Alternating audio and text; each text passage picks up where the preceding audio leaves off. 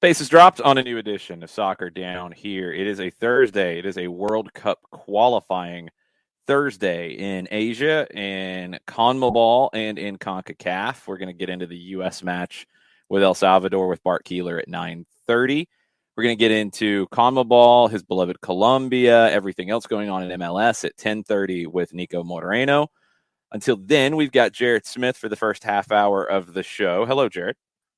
Is it bad that it wasn't until I saw the fact that we have Bart on the rundown that I realized, oh, Jesus, we have a national team game tonight, don't we? It's easy because of the Twitter sphere to try to block some of those things out of your memory. But yes, it is a big game. I haven't actively blocked as in the Twitter function, but I have suppressed a lot of the USMNT hot takes on Twitter. So it's made for a happier life. Yes, that is absolutely accurate. John has returned from his sojourn. Yep. Back, glad to be back. And just had a doctor's appointment, and it took most of the day, and then the boss had hers. So we pretty much spent our entire day at 285 and 400 yesterday, but it's good to be back. If you're outside of the hell Atlanta are you going area, to Mordor for? Well, that's what I was about to say. If you're not in the Atlanta area, that's not a place you want to be in terms of traffic concerns. No. So basically, thankfully, our entire day was up there, and we really didn't have to leave until about 4. And then we took our back streets with our foreknowledge and got some errands run. So it was a full day, but most of it was stuck doing doctor's appointments. That's never fun. We don't have any updates on Ezequiel Barco yet, as there has been some form of a delay in terms of getting his medical done at River. I don't think anybody's really worried about this on the Argentine side of things. It's just paperwork is what it sounds like. And I don't know if it's paperwork to get medicals done and join preseason before whatever the deal gets done, if it's doing all of it at once. I don't know. He has not done his medical as of yet, but nobody's sounding alarm bells either out of the Argentine media side of things. And as we've talked about for 5 years now, if anybody's going to sound alarm bells about anything, it's the Argentine media. So if they're not freaking out, I think you can take a deep breath and focus on the U.S. men's national team today if you're an Atlanta United fan. We'll get into that. We'll talk about Barco and River with Niko here in hour number 2. But this is a window, Jarrett, with 3 games in short succession, 3 more games in March. It's a really crowded finish to CONCACAF World Cup qualifying. I think the U.S. is really 9 points away from clinching their spot. Doesn't mean you have to get the 9 here. You've got 3 home games left. You've got 3 games on the road. There's been a lot of question about what the lineup idea should be tonight, because you turn around, you play in Canada on Sunday. Some people are saying you should hold people for Canada. Others are saying full bore, get the 3 points tonight. You figure out Canada when you get to Canada. What say you? I am in that second camp. I say you go get 3 points. You go for everything you can to get those 3 points at home. And you handle Canada when Canada becomes handleable. I'm saying go get your 3 points now, because if you try and hold things back and something weird happens because CONCACAF, then you're in a situation where, okay, we might have full strength, but then we have to go to Hamilton, just outside of Toronto, for those of you with a geography degree lacking on your wall. You have to go to Hamilton in the winter against a Canada team that this ain't your daddy's Canada team anymore. And I would prefer to basically load up the disintegrating gun for the first game, and then we can approach Canada when we get to Canada. For calling it a disintegrating gun, I think you're loading up the disintegrating gun for the home games, and what you get on the road is what you get on the road. And that's fine. That's fine. It's because not about 9 go ahead, points, Jared, put you not to your point. 9 points put you in really good shape. Yeah, that's where I'm at.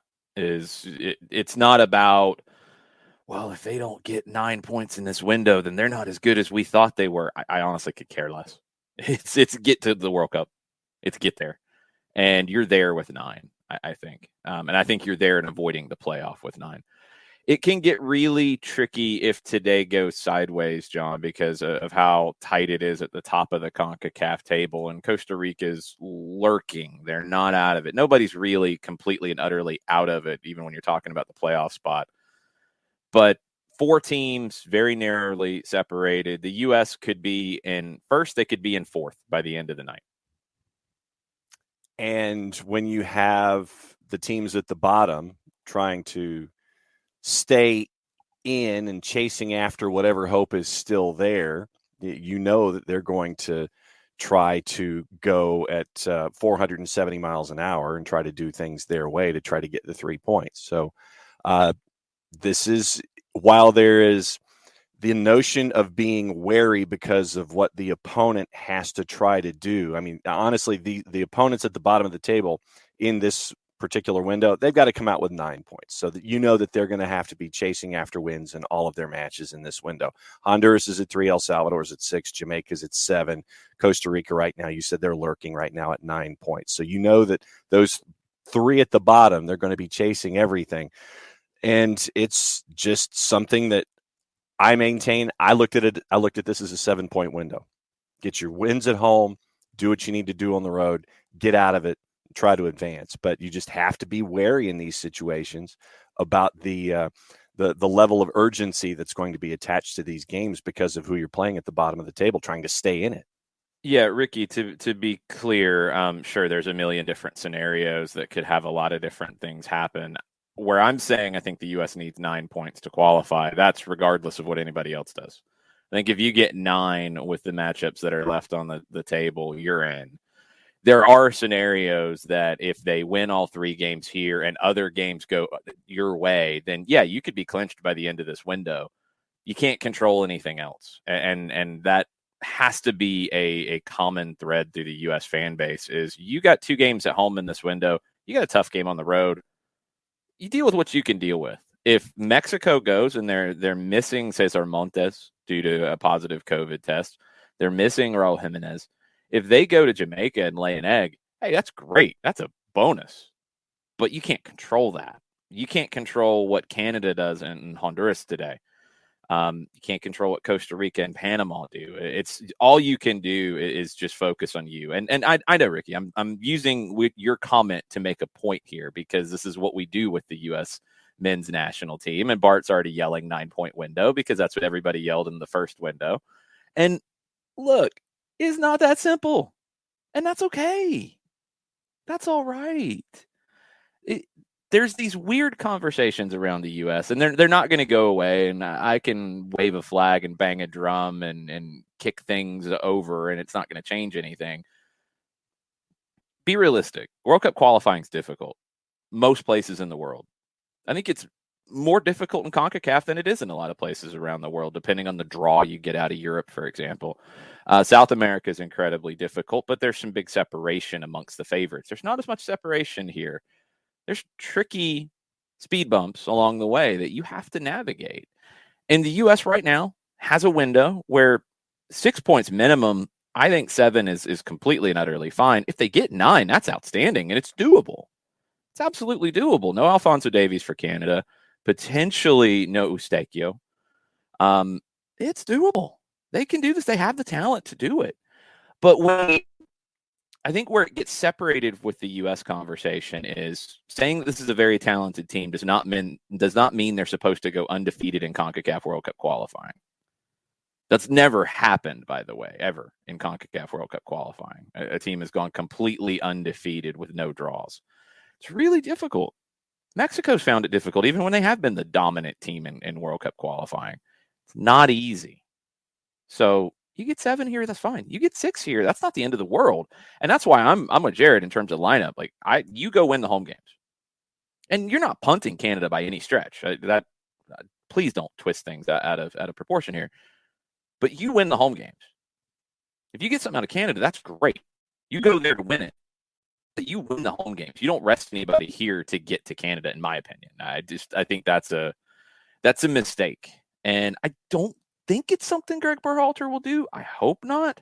If there's an injury concern, that's a different variable. Leave that to the side. If there's somebody who maybe isn't ready to go today as a starter, but could be on Sunday, okay, that's a whole different issue. I'm talking about sitting there looking at the team and saying, yeah, I'm going to rest him so he's at full strength against Canada. No, Canada's got to go to Honduras and then come back. It's going to be more of a difficult thing for them. Longer trip, different climate, Like, they're going to have more struggles coming back for that game on Sunday than the U.S. will. Okay. Luckily, the weather's not too much of an issue tonight. I think it's supposed to be around 30 degrees around kickoff. That's doable. That's not comfortable, but that's fine. It's not as bad as we thought it might be. It's not as bad as it could be when they get to St. Paul. It's not as bad as it probably will be on Sunday in Canada. But, you know, John, when you look at this, El Salvador has stuck to their guns. They've played their way. Hugo Perez has not, you know, parked buses to try to get points. He's tried to play their way. They've been the lovable underdogs here in this tournament. And they've been training in Ohio for a while now. So the weather shouldn't be as much of an issue for them. But there is a big talent gap, and they're going to be missing Eric Zavaleta in the back tonight. Really looking at the man who could be wearing their armband, Seattle Sounders midfielder / right back Alex Roldan. He's going to have a big day today for El Salvador. I was going to say, he can't, and the issue is that, you know, Alex Roldan, I don't think can do it himself. But the way things have been, you mentioned the Zavaleta injury, everything is, you know, you lean on that one individual. And I just, you look at the lineups here, and obviously we'll get into that with Bart in just a second, just the talent that you have on hand. You should have the talent on hand at lower.com to take care of business. And, you know, for me, this is how I looked at it. You look at injuries like a Zavaleta, you can't have key injuries in key spots because that next level of individual that could be coming in behind isn't going to match the talent level of an Eric Zavaleta, say. So right now, the United States, with the situation that they have in front of them and the talent that they have on hand, they are a prohibitive favorite for a reason. And yes, we know that El Salvador is going to do their thing. They're not going to deviate under any circumstance.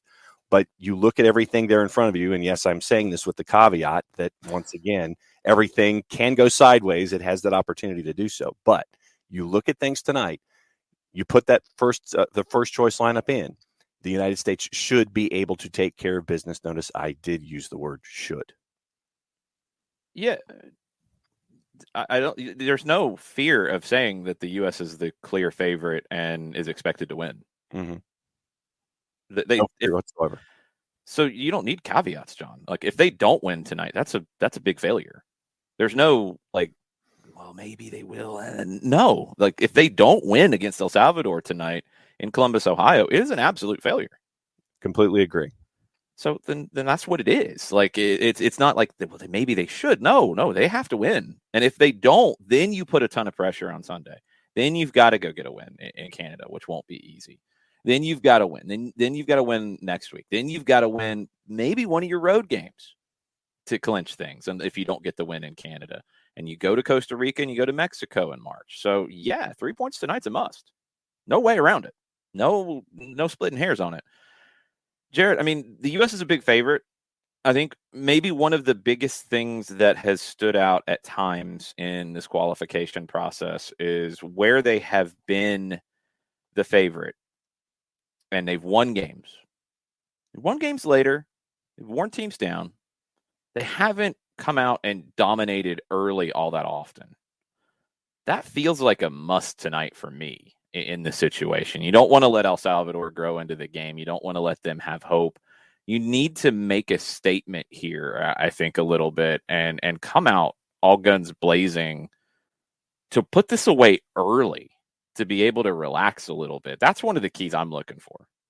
Yeah, it started like you did against Jamaica without the, Jamaica gets the goal against the run of play, and then you turned into the shocked Pikachu meme for the rest of the game. So get that early goal and get on top of it, get a couple more, get comfortable, and then go into this, I guess, to mix sports analogies again, because it's that time of life. That's what you do. It's true. Yeah, but think about this when you're pitching.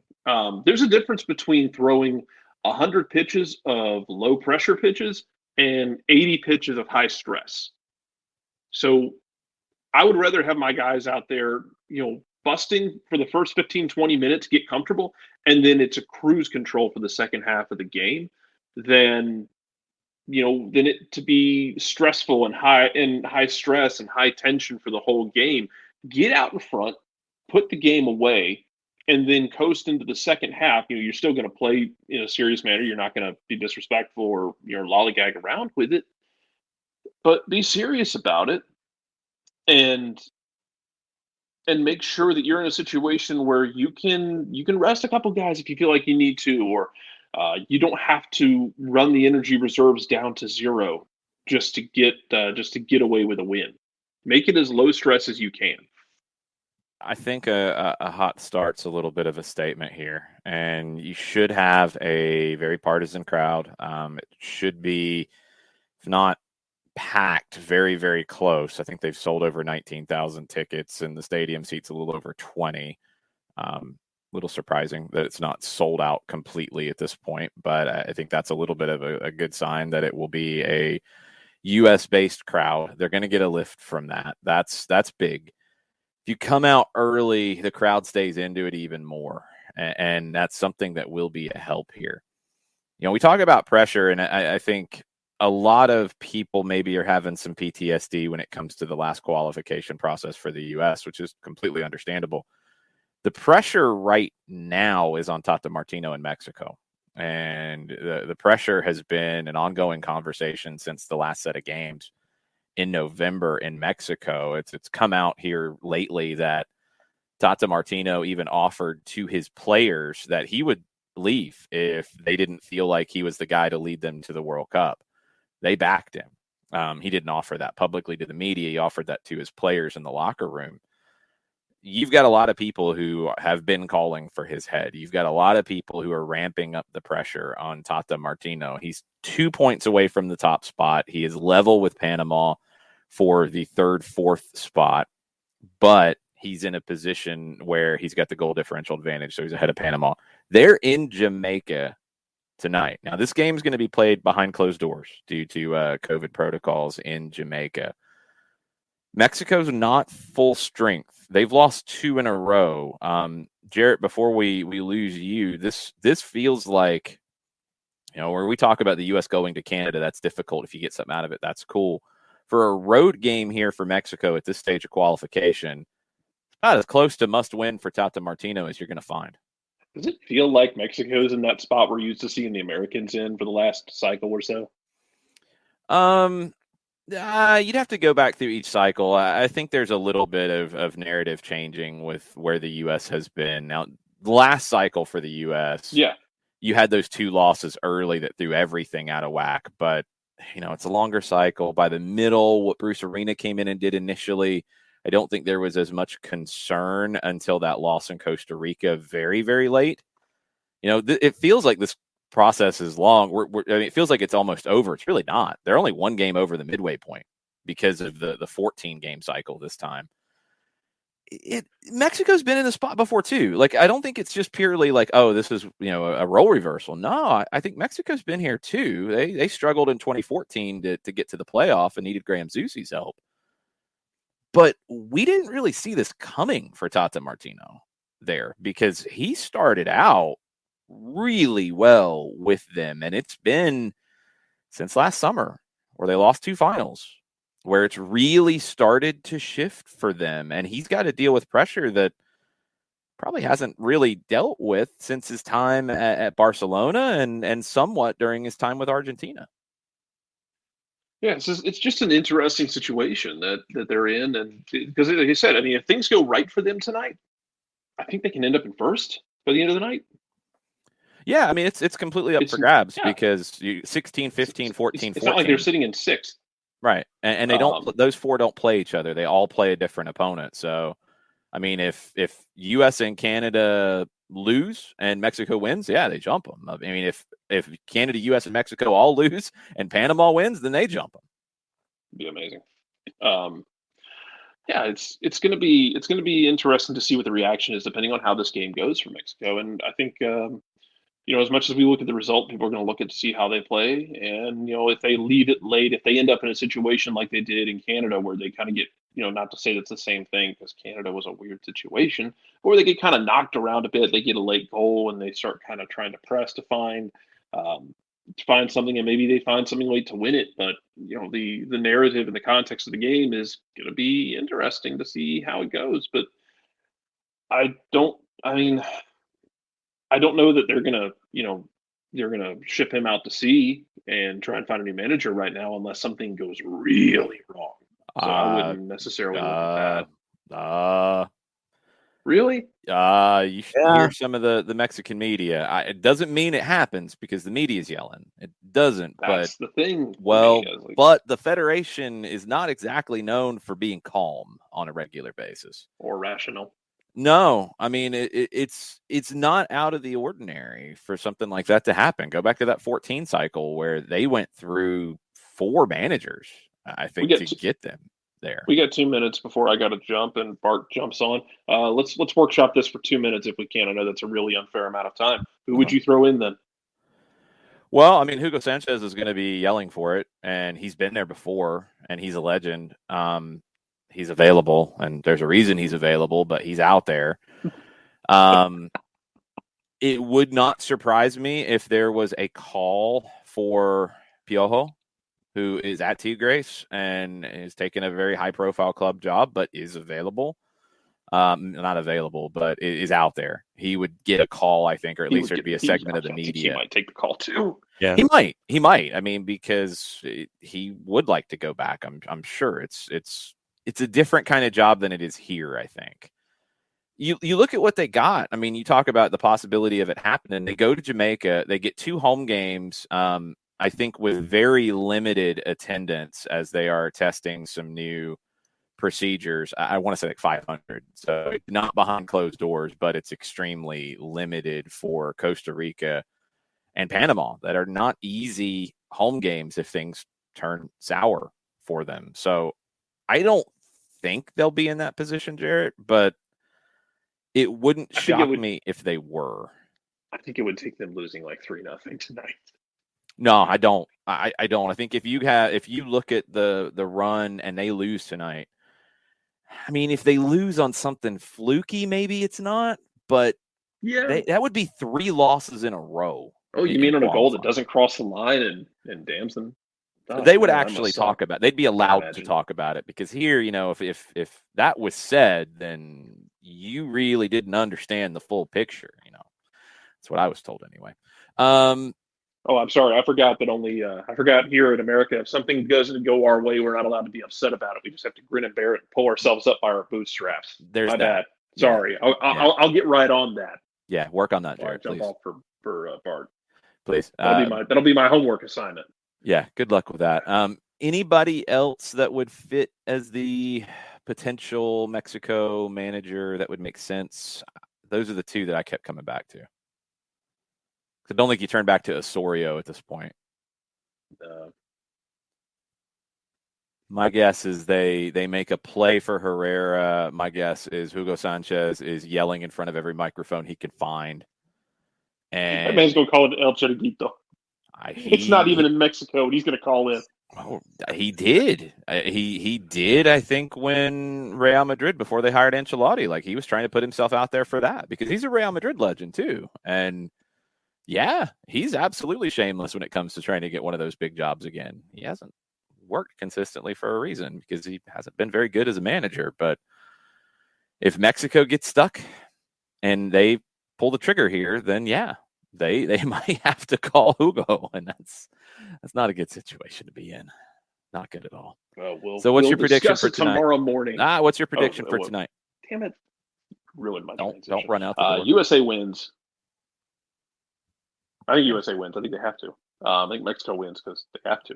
Mexico wins. USA wins. El Salvador, Honduras and Canada in Honduras. Well, I'm really tempted to take a draw there because it's in Honduras. It wouldn't surprise me. Honduras is really bad, though. Really bad. Lost 4 in a row, yeah. They are, I know, but and they're missing. This is one like you want to ask the question about, hey, do we not run our top lineup out there and get ready for the second game? That conversation can be had about Canada just as strong, if not stronger, than it can be had about the United States because you might not run your top lineup out there to deal with Honduras to get ready for the United States. That'd be a huge mistake for them if they do it. If they do it, then I've got some serious questions about their planning because Honduras is weak. They should go in there and beat them straight up, even with no Alfonso Davies. And Costa Rica, Panama, what are you predicting? I don't even know. I haven't even looked at that one closely enough to give you a prediction other than Costa Rica, Panama. Give me Panama. Ooh, Costa Rica is going to be mean in that game. Yeah, I'm Costa not Rica sure wants about to climb that. back into this. If Costa Rica gets a win, they go to 12, and they're 2 points behind Panama. It's huge for Costa Rica. That's definitely going to be one to pay attention to tonight. All right, we'll get Bart Keeler on in just a second. Jarrett, thank you for your time. We appreciate it. We'll see you tomorrow. Probably. We'll talk about all this tomorrow. I'm sure it'll be level-headed and Yes. calm and, no histrionics or anything. Rational and logical. I'm going to need a drink. Yeah, you might be drinking in the morning. Just saying. Yeah. All right. Bye. Bye. Bye. All right, let's get our guest on right now.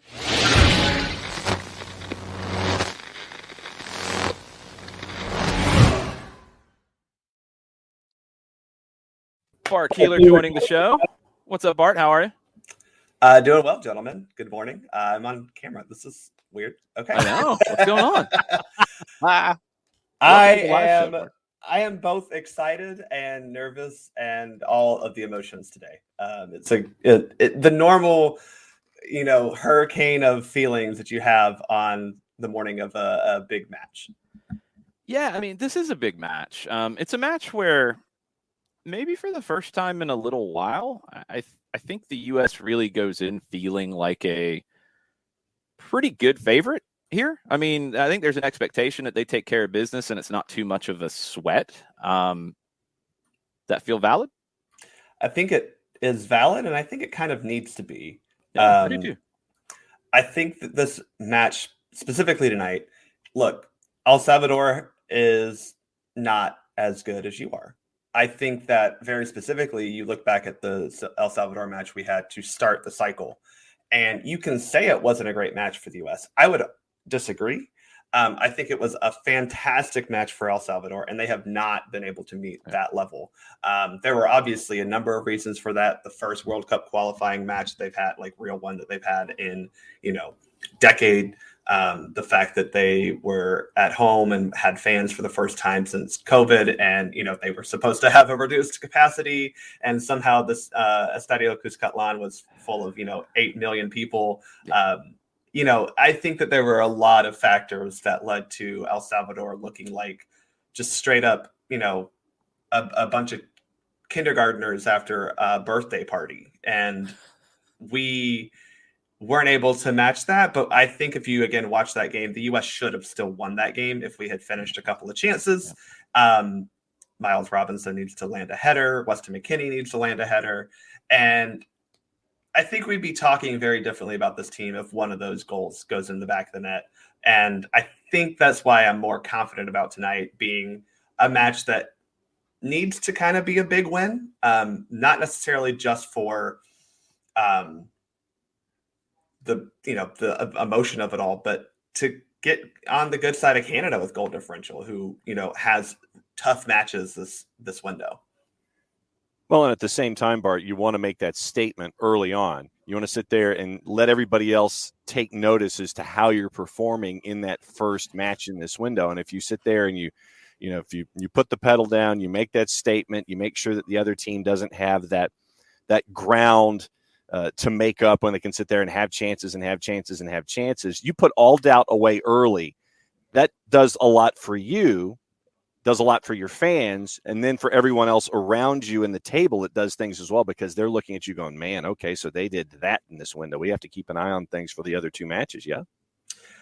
I don't think it necessarily does for Canada, because they probably don't care what we do in this match. But I think if you're Mexico and Panama, you have to look at the U.S. and at least match the result, because you're chasing them. They're looking up at us at the table, especially for Panama, who has probably their toughest window coming up this window here with matches at Costa Rica and Mexico.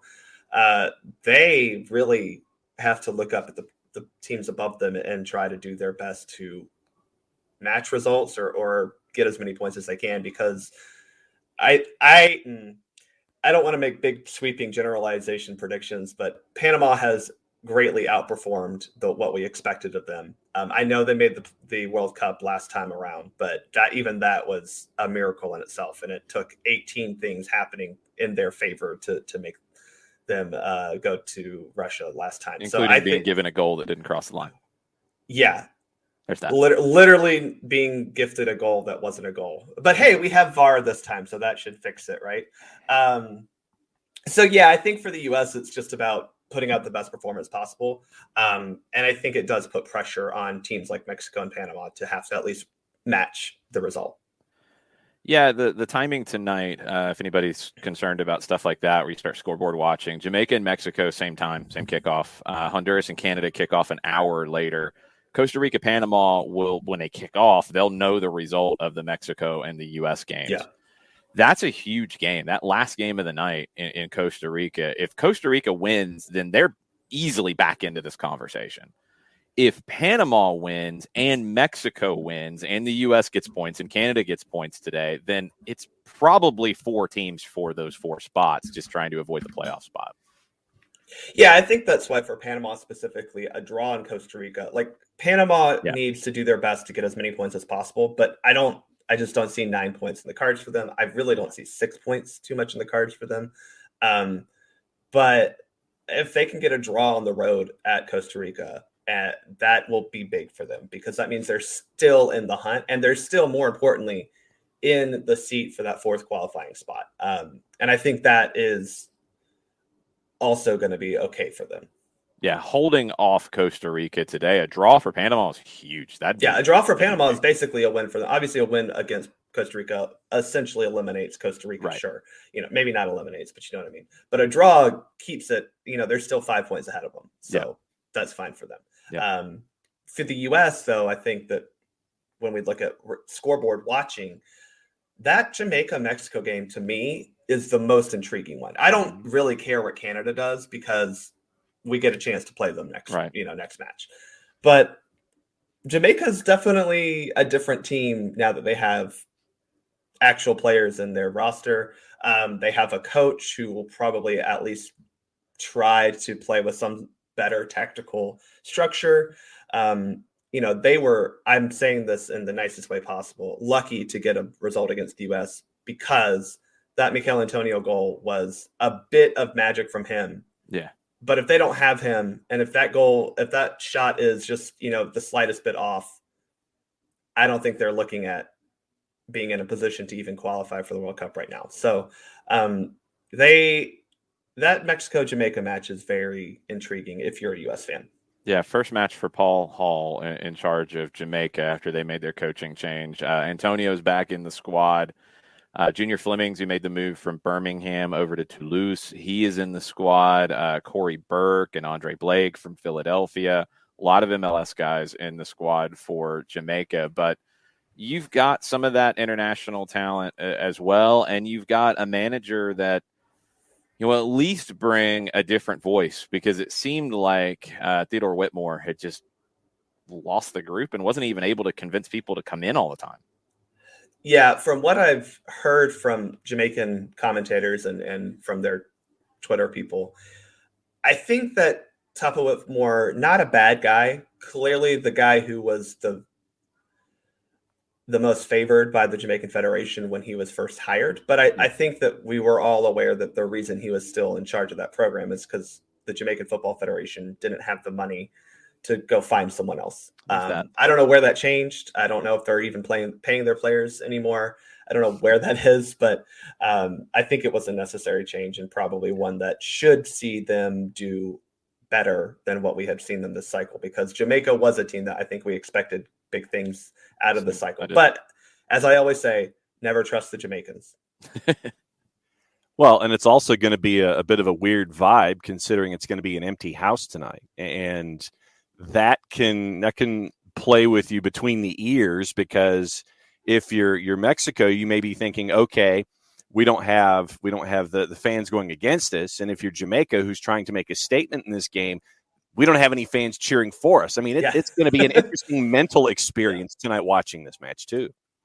Yeah, I'm just glad that the U.S. has, I don't want to say we've got our stuff together so much for COVID, but have allowed for fans to be in the stands and have dealt with COVID in somewhat of a decent fashion.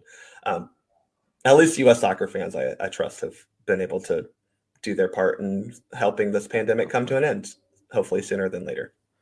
I'm reading a little bit on some of the El Salvador press, and they're looking at this as like a final tonight for them.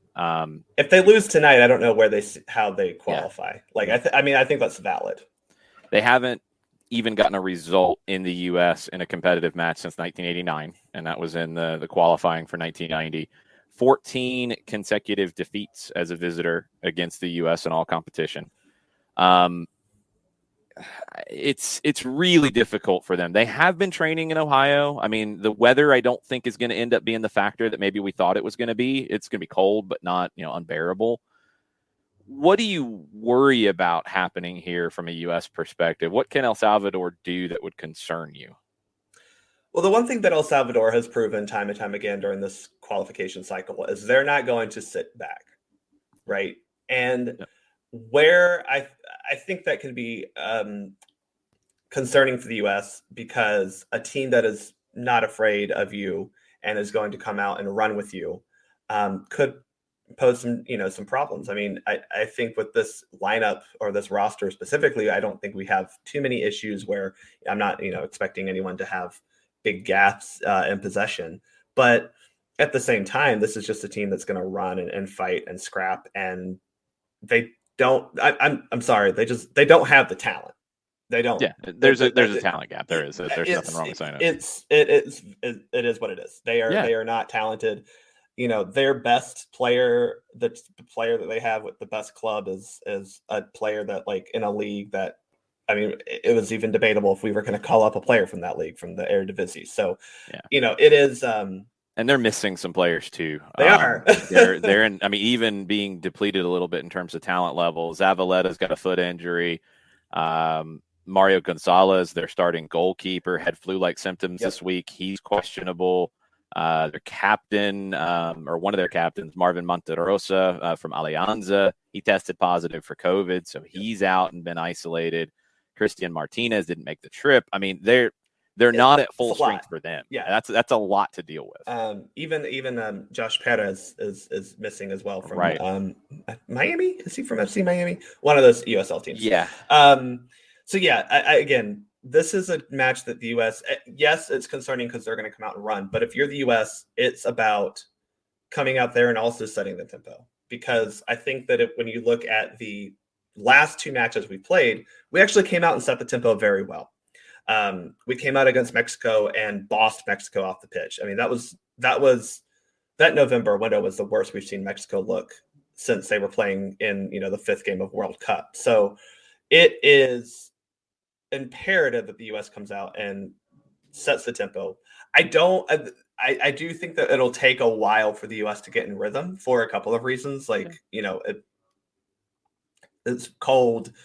Yes, we've been training together, but we haven't played together really in a couple months. I think El Salvador, like I said, will come out screaming and running around with their hair on fire. But after a while, things will settle down and the U.S. will be able to play the way they want to play and get a little bit more hold of the match, more than just, run around with El Salvador. And I think it was 5 different guys that were in the matchup at Estadio Cuscatlán who aren't even in this roster that we have for this particular window. So when you look at, and let me go back a little bit, kind of leading into tonight, for those that missed the U.S. for Soccer pod, when this group came out, what did you think about this group that was announced that has been training for this moment and this window? So this group of players, this squad, I think individually are very good. I think this is, again, one of the stronger, groups of players that we could have brought up. I do think that the roster is weirdly weak in certain positions, but this is Greg Berhalter creating scarcity when there doesn't need to be one. The fact that we are weak at left back, or not deep at left back, I guess is the better question. Yeah. The fact that we do have the fact that we don't have John Brooks in this roster, I don't think he's a starter necessarily, but I do think that him not being here is weird. More that because it is definitely, listen, Greg Berhalter is lying to us. I'm sorry. When he says that it's about form, I'm sorry. That is an utter bald-faced lie. It just is. I know that's what he's trying to say to protect the players and protect the group. But to say that John Brooks isn't here because of form is, in my opinion, a lie. Now, do I think it's because of why Brooks isn't here? Yeah. So I have two theories. Uh-oh. The first theory is very straightforward. Do I need to hit an El Chiringuito sound effect for this? You know what? Oh, wait yes, for the second theory. Uh-oh. Okay. All right. So the first theory is a little bit more straightforward. I think John Brooks doesn't fit the way that Greg Berhalter wants his center backs to play. And I know people think that means that Greg Berhalter would want ball-playing center backs. And that is fine in theory. But what we know from CONCACAF is it is helter-skelter. And honestly, in CONCACAF, we get hit more on the counter than we do anything else. Yep. Also, John Brooks had a terrible first window, and I think his shortcomings were greatly exposed. Yep. Yes, he was the reason that we beat Honduras in the Nations League final. His little pass to, I believe it was Weston McKennie, who then hit it across goal that Jordan Pefok finished. That was a great pass from John Brooks. But in that first window, you saw his defensive liabilities when Canada scored on their counter, also a little bit on DeAndre Yedlin. But John Brooks lost his mark in the box. You can't lose Kyle Larin, the only guy running in the box. That's inexcusable. And then he did not have a great game at Honduras. You know, he was subbed out at halftime. Now, I don't think the goal that Honduras scored was necessarily his fault. He lost a challenge at midfield, and it wasn't an LGP challenge when there was no one behind him. It was him actually trying to challenge for the ball. He just happened to lose it. Yeah. But I think his shortcomings were greatly exposed in that first window. And I think Greg went, oh, crap, I can't bring this guy into World Cup qualifying. Then he was hurt during the October window. You saw Walker Zimmerman rise up. And I think Greg said, I have 4 center backs that I trust. And I think more than anything, Greg is about trust. Yeah. He doesn't trust he doesn't trust John Brooks, and a number of reasons, but he doesn't trust John Brooks. He does trust Miles, Walker, Chris Richards, and Mark McKenzie. And apparently Tim Ream, even though he's not calling him up, which I don't think is that big of a deal. He trusts Ream, but Ream, he's on the outside. My El Chiringuito theory is, and I don't think this is too unsubstantiated, but it has come out, not necessarily reporting, but in the kind of, underbelly of the reporting that John Brooks may have been partner to Weston McKennie in Nashville. And we may not have, while Weston McKennie, I think, did more bad things. I think it's clear that John Brooks, from what I've read and heard, he also broke the bubble. He may not have brought someone into the bubble, but he broke the bubble. Okay. And that may not have come out until later. Right. At least in, both initial reporting and Greg's knowledge. So, and we kind of saw this when Weston's dad said some things. And I don't think that Weston's dad was off base. I think he was defending his son. And I think we know that his son fell on the sword for some other guys. But I think it came out that maybe John Brooks was part of that. On top of the fact that I think it's very likely that John Brooks is a little bit more acerbic when he talks to Greg, both off the field and on the field. We've seen him gesturing and talking with Greg in a very demonstrative manner on the field, especially when things aren't going right. He does tend to kind of also have that same tone or manner when he's talking to other teammates. I'm not saying that he is necessarily doing anything bad, because that's a lot of times how professional footballers talk to each other. But it's not a theory, but it's a take that Yank Report, Sam from Yank Report, it's a YouTube channel that you can watch, who's a pretty calm, cool, and collected guy. But he pointed out that John Brooks, of everyone on this roster, except for like DeAndre Yedlin, has more caps than anyone. He's never once captained the USMNT. Wow. And I think what it is that maybe he's just not he's not the leader that we think he is or expect him to be at this age and, experience with the USMNT. And maybe the guys on the team aren't that upset that he's not there. Also very true. It's very possible anyway. Yeah, for sure. I mean, it's complicated, and Greg's not gonna. First off, those things you lay out, that they're all very, very feasible. And this happens with national teams all over the world. Like Right. this is typical. Like national team stuff is very different than club stuff. It's just you have guys for a limited period of time. If somebody is a little salty coming into the group, you might not bring them into the group unless they are the top. And he hasn't been that. He hasn't been that for a while. He hasn't been better than Miles Robinson. He has been up and down at Wolfsburg. I mean, just taking a glance, I haven't watched every Wolfsburg game. I know there's a lot of people out there who say that they do, so then good on them. But just judging from SofaScore ratings and ratings like who scored and stuff like that, I mean, it's 7.2, 6.2, 6.6, 7.8. It's up and down. He has not been as good as I think he is capable of playing. I think that's valid, both club and country. Yeah, it feels like it's probably a combination of a lot of things. And maybe one of the most important things, and everybody's looking for a controversy with Brooks, maybe the most important thing is because of all of those elements that would be a ding to him being with this group, other people have just passed him. Other people are just playing better right now. Yeah. I mean, Walker Zimmerman is the best case of that. He got the opportunity in the October window, and he shined really well. And look, Greg started Walker in that match against Mexico. Now, I know that Greg loves to forecast how games are going to go, and that's how he chooses his lineups and his squads. But I think it's telling that he started Walker Zimmerman against Mexico at home. Yes. Yeah. You get a good sense of who he trusts. And trust is massive with the national team. You got to know, because you don't deal with these guys on a weekly basis. You're not dealing with them every day. Yeah. You're getting them in, they're showing up, they're getting a training session in, they're getting on the field. You got to trust that they can do what you need them to do. And that's why we have Christian Roldan and Sebastian Lletget in every single roster. They are not good players. Yeah. I'm sorry. They're not good players for the U.S. Men's national team. That's a little harsh.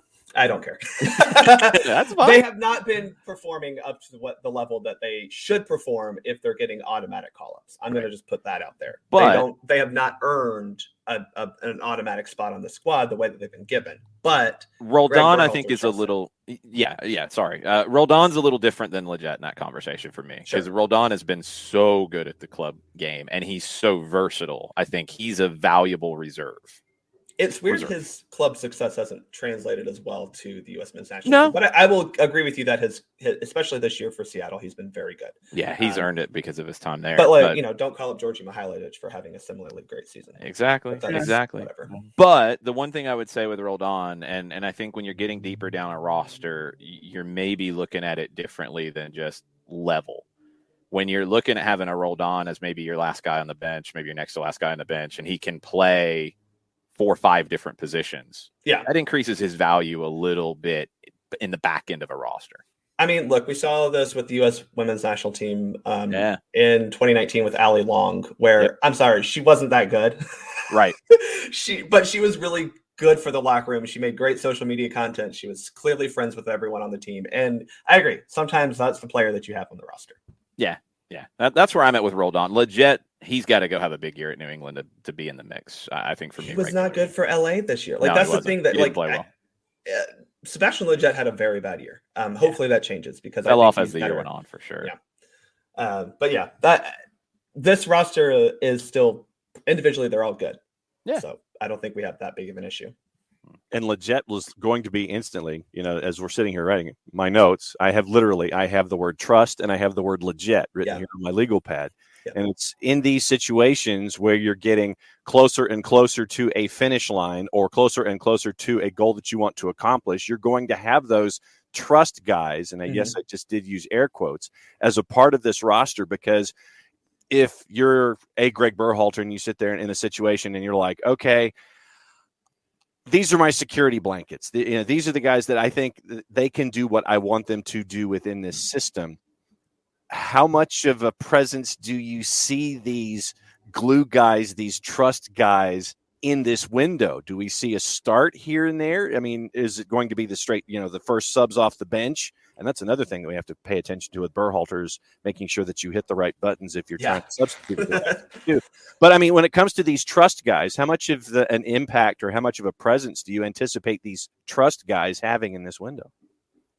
Very little, to be quite honest. We've seen Sebastian Lletget hasn't been on the field for the U.S. since that Panama game in October. Roldan really hasn't played a whole lot in qualifying. I think if you're looking at a trust guy who will make an impact, it'll probably be Paul Arriola. I think he could be a guy who comes off the bench later in a game. I'm thinking specifically tonight, if you get a couple goals, Paul Arriola is the guy that you bring off the bench to give Christian Pulisic or Tim Weah a rest.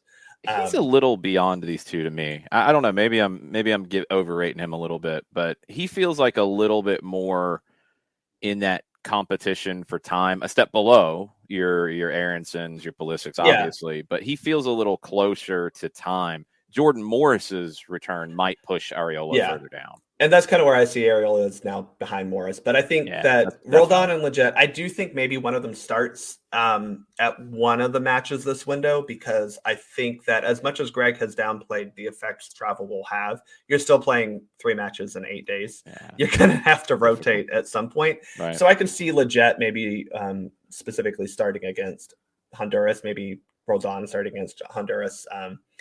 I think Zardes is another one that probably will get a start this window. He's a trust guy who I think he's a little bit above just a trust guy, but I think he's getting preferential treatment in the striker pool because Greg Berhalter trusts him. Which happens. I mean, again, that happens worldwide. That's not new. That's not unique to Greg Berhalter. No, but I think that they'll play minor roles, to be quite honest. I think they'll be I think that you see the quality the US has, and the lineups write themselves. I'm really sorry. Like I personally wouldn't put out my strongest lineup tonight. I would pre-rotate a little bit. Oh, I would. But that pre-rotation would be like I might start Aronson instead of Weah. Okay. That's that type of stuff, sure, right? Sure. I might start Yedlin instead of Dest. So that I have Dest fresh for Canada and maybe Honduras. It just depends. We don't have any left back, so someone's going to have to be the backup left back. And in my mind, it's probably Dest playing left back in that final match, unless Anthony Robinson's going to go all 270 minutes. Yeah, that's a good point. That's different. Yeah, I when I say pre-rotate, I don't mean like we're having 7. I mean like there are some spots where you can be like, okay, this guy's going to run a lot, so let's give him a rest in this game, right? Against a team that we should beat regardless. I mean, that's like you can rotate Weah for Aronson, and I don't even know who's the starter of those. I personally put Weah, but I'd go the other way. And Weah's coming off injury too, so you got to be a little careful. Well, Greg mentioned that he's ready to start. Greg said specifically in his midweek presser or lead up presser, he said Weah can start. We saw him for 70 minutes, so he's ready to go. But yes, he might be ready to start this one, but then he might not be ready to play on Sunday. So if he's got one start in 2 games, then you pick one. Aronson hasn't played in a month, so there's that. True, but he's at least been training and playing. He hasn't been injured. But regardless, I think you could see pre-rotation in that regard, not like Roldan or Leggett. Right? That's more like choices that maybe starting spots aren't nailed down, and you'll split the difference in 2 games. Right. So that's different, right? And I think you could see again if you get a couple goals. I think Christian Pulisic comes off. I hope Tyler Adams comes off. Those are guys that you also pre-rotate in the sense of like, you have a multi-goal lead by the 70th minute. They don't need to, they're not there to kill off a game. Put Kellen Acosta into CONCACAF the way out of the multi-goal win, put a guy in for Pulisic so he doesn't get kicked all over the pitch like he's going to do against John Haxalot's Canada team. Anybody in a yellow card jeopardy that might factor into this too? Tyler Adams. He is sitting on potential yellow card suspension.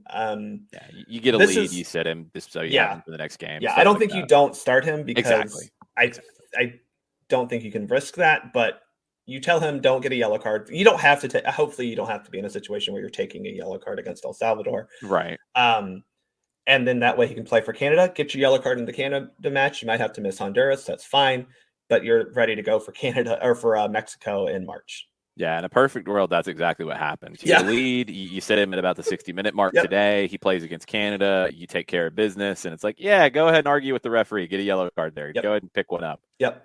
Unintentionally, of course. But So you gonna make a prediction or what? Yeah, so I've said this on Twitter. I think it's 3-0 United States, and I think it's because of 2 reasons. One, I think that we'll have 20 to 30 minutes of chaos in the beginning because that's how El Salvador is. I don't think they can. I don't think they can handle it after that. I really just don't think that there's a way for them to match with our quality. So I think we get a goal in the first half. and that forces El Salvador to have to chase and run and spread themselves even further than in the second half, and we get a couple goals because we are probably more adept at creating chances on the counter than El Salvador is. And I think that hopefully we're pressing El Salvador tonight because they are not good when they have compressed time and space. They're very good when they have time and space in the ball. They are very talented and they love to play soccer. But if you take that time and space away from them, they just don't have the horses to deal with what we're going to be running out there. Yeah, it's the quality difference. I mean, you put them under pressure, then it takes away some of that quality. They're not quite as sharp with their first touch. They're not quite as quick, and you can force turnovers and take advantage for sure. Yeah, it's right there for you. And that way you can some rest some people. That would that would be what key. we need to do. That would be key ahead of Sunday. What do you think about the other games tonight? Jamaica, Mexico. So I think Mexico can beat Jamaica. I really do. But I'm not sure how Jamaica. I'm interested to see what Jamaica actually looks like again, right? Because they have started to trend upward, but they've also still been just not good this qualification cycle. And to be perfectly honest, outside of Mikel Antonio and a couple of other guys, the rest of their team is not good. Right. And Mexico has quality. They may be aging. They may not have great depth, but they're good. And I think Mexico should win. I think it'll probably end up being a draw, which is probably good for the U.S. But I think Mexico is going to get a result that they'll be pretty happy. I think if Mexico goes to Jamaica and gets a point, they should still be very happy with it. Yeah, according to the odds on that one, Mexico's a minus 120, Jamaica's a plus 375. The draw's plus 225. What about Honduras, Canada?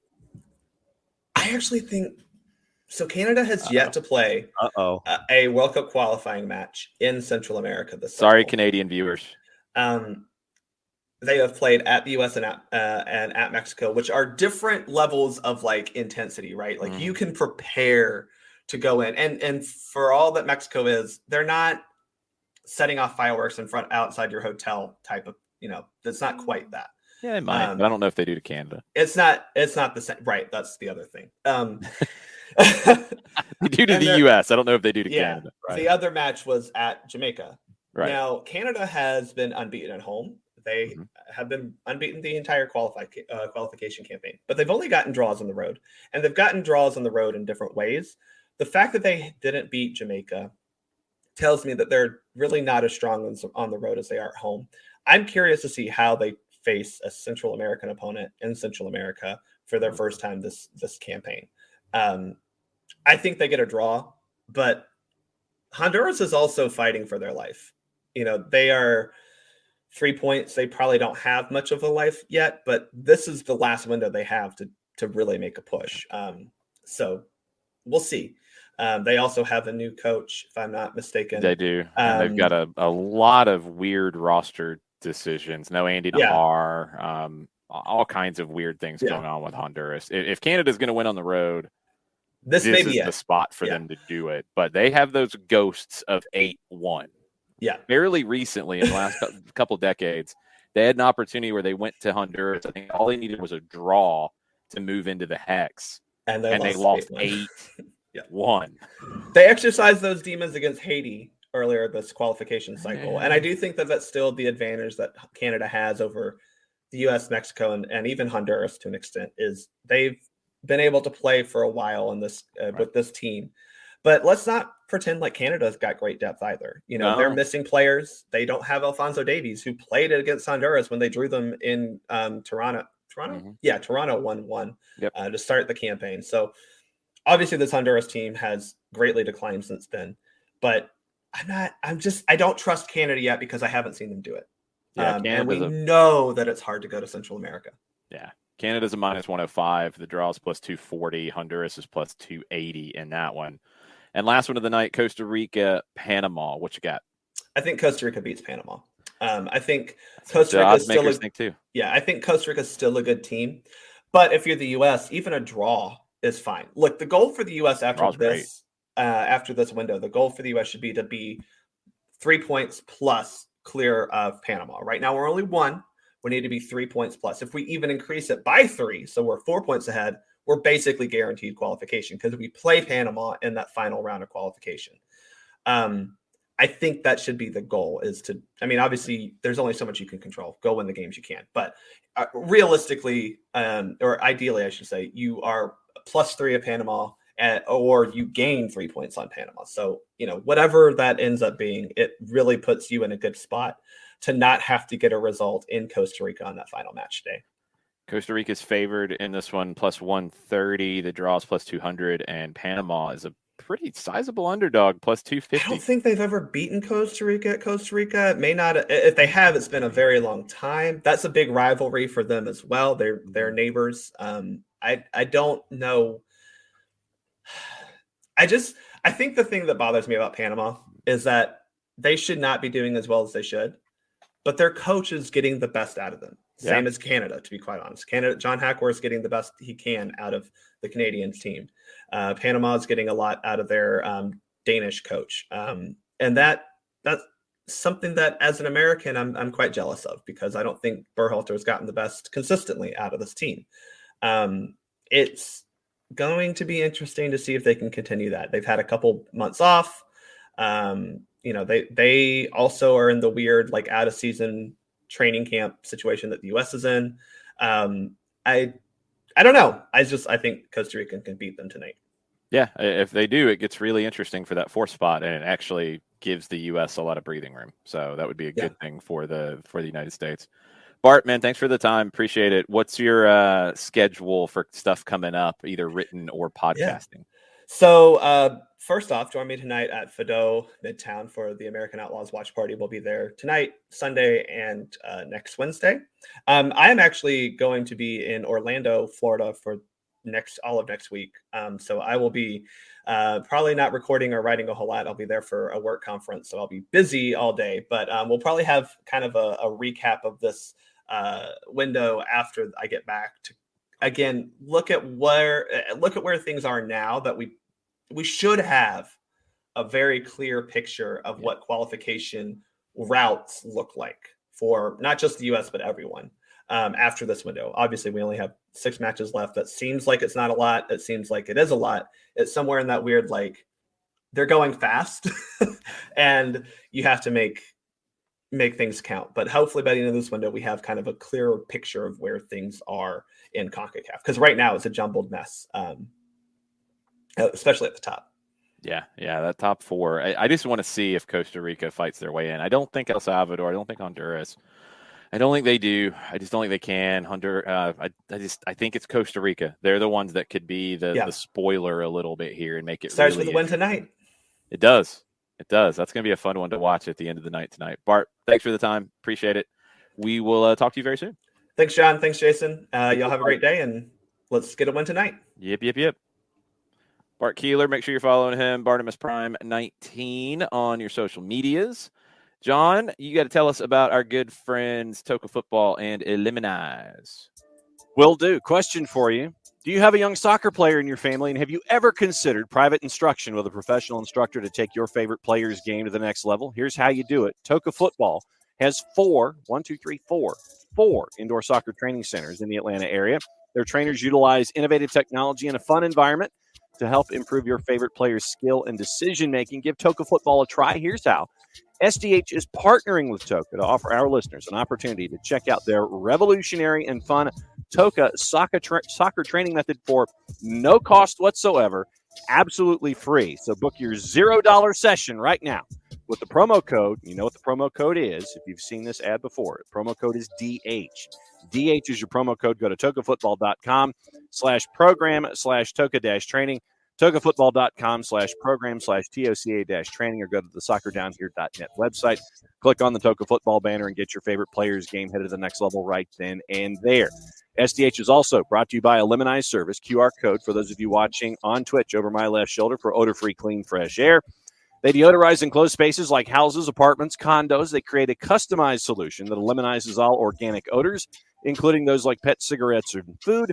Realtors and property managers use Eliminize to eliminate bad odors to help them sell or rent their homes that much faster. It's a turnkey process that makes it easier to work with realtors and property managers. Kind to the environment, green way to get rid of odors, no toxic residue, and this isn't like the masking agents that we have under our sink that we just spray into the air. Totally different.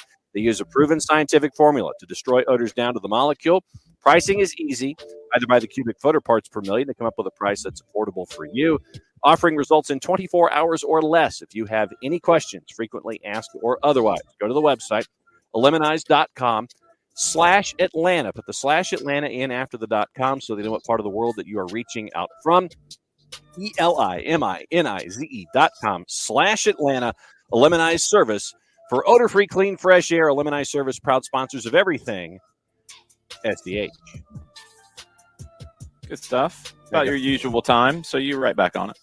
Well, that happens once in a blue moon, right? Well, your usual time now has got like a 40-second gap. So yes, okay. So I'm within the 40-second allowable window. It's pretty hard to miss that. We got a bunch of signings all over MLS, a bunch of things this morning. The biggest news early is that Sebastian Giovinco is part of Toronto's preseason group, unsigned. He is not under contract right now. Jefferson Soteldo, Josie Altidore are not part of their preseason camp currently, but Giovinco is. We have a couple official deals that have been talked about for a little while. Orlando now has their Daryl Dike replacement. It's Ercan Kara coming in from Rapid Vienna. 6'4", big boy up top. Made a senior international debut for Austria in March of 2021. He has bounced around a little bit here. Last at Rapid Vienna, came up through SK Slovan's academy, joined Rapid Vienna in January of 2020. Since 2014, 55 goals, 23 assists, 108 appearances across all competitions at the professional level. Born in 96. So maybe a little bit of a late bloomer. I don't want to be fair with that, but maybe a little bit of a later bloomer when it comes down to what he's done here lately. He will be joining Orlando as a designated player. 3-year contract. Options for the club in 25 and 26 years old. And the pronunciation that Orlando has given us, thank you, Orlando City, for putting this in your press release, Ercan Kara. Ercan Kara. All right. Philadelphia has their Kasper Shabilko replacement, since it is all hashtag replacement day around MLS. They have officially added, and this is a little bit more of a guess because I have not seen the official pronunciation from Philadelphia yet, Mikael Ura, Danish forward, who we've talked about, who is a little bit better fit for their style of play than Kasper Shabilko was, as they had kind of shifted a bit to more of the high press, less of the possession. Those deals are done. So those are designated player additions in MLS this morning. Been pretty big. It's been pretty big with Giovinco on a preseason roster with 2 designated player strikers signed. You got Chicago Fire talking about working with the mayor of Chicago on a new performance and training facility in Roosevelt Square. You got the game tonight. Man, there's a bunch of stuff happening all at once. And I know that with the guest spots that I do with our Canadian partners up at the Fired Up Network, they've been talking all winter long about Giovinco. Is Giovinco coming back? Is Giovinco coming back? What's he going to do now that he's going to be coming back? What's the deal? Now that he's actually training, I imagine that folks are going to be running like Kevin in Home Alone up on the second floor now that Giovinco's back. But the biggest thing that I will remind everybody is that Father Time and Mother Nature, they're undefeated. And I want to see what Giovinco can bring to the table. And if he makes it through training camp, what kind of a role does he have? What kind of a role does he accept? Is he a part of that roster? So it is one of the lingering questions that you have with Toronto. Interesting to see, but I want to see how it plays out.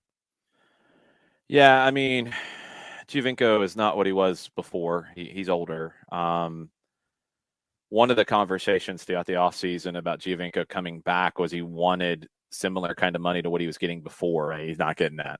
So if that's still an issue, then they're going to have some problems when they get down to a table and talk about signing him to a contract. I don't see any way he's a designated player with the other people Toronto has been linked to. They don't have a spot.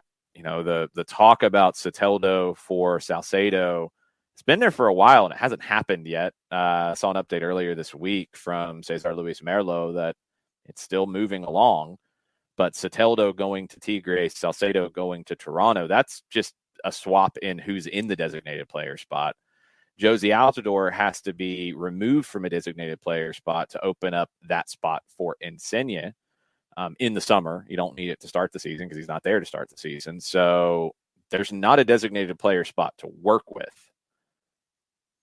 All right, Pozuelo has come up, but that was a rumor randomly that nothing else has happened with reportedly a Chinese club being interested, Wuhan being interested in bringing in Alejandro Pozuelo. So that hasn't happened, and that wasn't the strongest of rumors to begin with. So I don't know. I mean, can you get Giovinco on a TAM deal? That's probably worth it for a lot of different reasons. Not just what he brings on the field, but what he brings to the club, what he means to the club, what he means to the fan base. But he's not going to come in and be what he was before. I don't think that's a fair expectation. So what he is, I don't really know. And we'll see. And we'll take a look at how things go in preseason for Toronto. But you add him and you still have Pozuelo. I don't know where everybody plays. I don't know how it works. You're going to have to figure all that out too. Other MLS updates before we get to Niko Moreno joining in about 10, 12 minutes. DC United are linked with a couple of moves now that they have a boatload of allocation money for Paul Arriola. Brad Smith of the Seattle Sounders, Niko Moreno, reported earlier today that he is hearing the same things that Stephen Goff is hearing about that deal being all but done, a trade. They need a left back, especially with Paredes potentially going to Wolfsburg. Seattle needs some cap space, so it's a win-win for everybody involved, and Seattle's got depth at that position, so okay, get it. I think Smith can still fit into what Losada wants to do in DC. Now, DC is also linked, and this has been part of the conversation around the Arriola deal and held it up for a minute. It sounded like DC wanted to get their signing done before they traded Arriola, but I guess they felt good enough about adding somebody in his place. At one point, it was Joao Rojas of Emelec in Ecuador. That is not happening. Emelec gave the non-transferable tag. Just a statement. If somebody came with the right amount of money, they transfer him in a heartbeat. DC are now linked with Toluca forward Michael Estrada. We talked about Estrada last year, I believe. He has his own theme song that has been created from Ecuadorian artist. I can't remember who the artist is, but Chocolatin. Estrada is at Toluca in Liga MX. He moved from Independiente del Valle. 17 goals, 5 assists for Toluca in 66 appearances. El Mataflo is probably breaking things because of this possibility. 27 caps for Ecuador. He's a key part of the current team. DC United are trying to bring him in. They're working on that one. Columbus has acquired James Igbekeme from Real Zaragoza on loan for the 2022 season. They retain a purchase option on him as well. He'll take up an international roster spot. 4 goals and 96 league appearances for Zaragoza in the last 4 years. He is originally from Nigeria. He developed in Portugal before going to Spain. 26 years old. I think a lot of this is down to the ongoing issue with Artur, who hasn't been able to come back from an injury, missed most of last season. He's not training right now. They don't really know what the timeline looks like for Artur. You get another box-to-box midfielder in Igbekeme who comes in, and that's a little bit of an upgrade, I think, from Marlon Hairston playing inside. Hairston might be needed to play out wide. So there you go. One more on the MLS front when you get into rumors and such. There was a preseason game last night. About 7,000 people showed up at Drive Pink Stadium in Fort Lauderdale. Inter Miami beat Universitario 4-0. Universitario, one of the top teams out of Peru. They were missing a bunch of people. Their manager, when he was getting shredded by the press afterwards, like, hey, we only had 16 guys. We were missing 12 people. Hey, we're not full strength. Relax, calm down. 1 own goal and 3 goals from teenagers in this match for Miami. If you didn't see the goal from Ian Frey, one of their homegrown center backs, great goal. He steps forward, chests it down, drives through, scores on his own. really interesting group for Miami, who's also missing a bunch of people in this one. A lot of their kids got to play. McVeigh, the Swedish center back, came in and played. Jean Mota made his debut. I mean, it's a preseason game. One of the stars of the show was Harvey Neville. Yes, Phil Neville's son, 19 years old, played with Fort Lauderdale last year. Also, Romeo Beckham played in this one as a right wing back, but Neville scored and did really well from all of the reports. So Miami, good start to them for their preseason with a win over Universitario. Ricky, there was a Portland-Seattle match last night, scoreless draw. Wasn't streamed. I haven't seen any highlights from it, but I did see it was a scoreless draw. That's all I know at this point.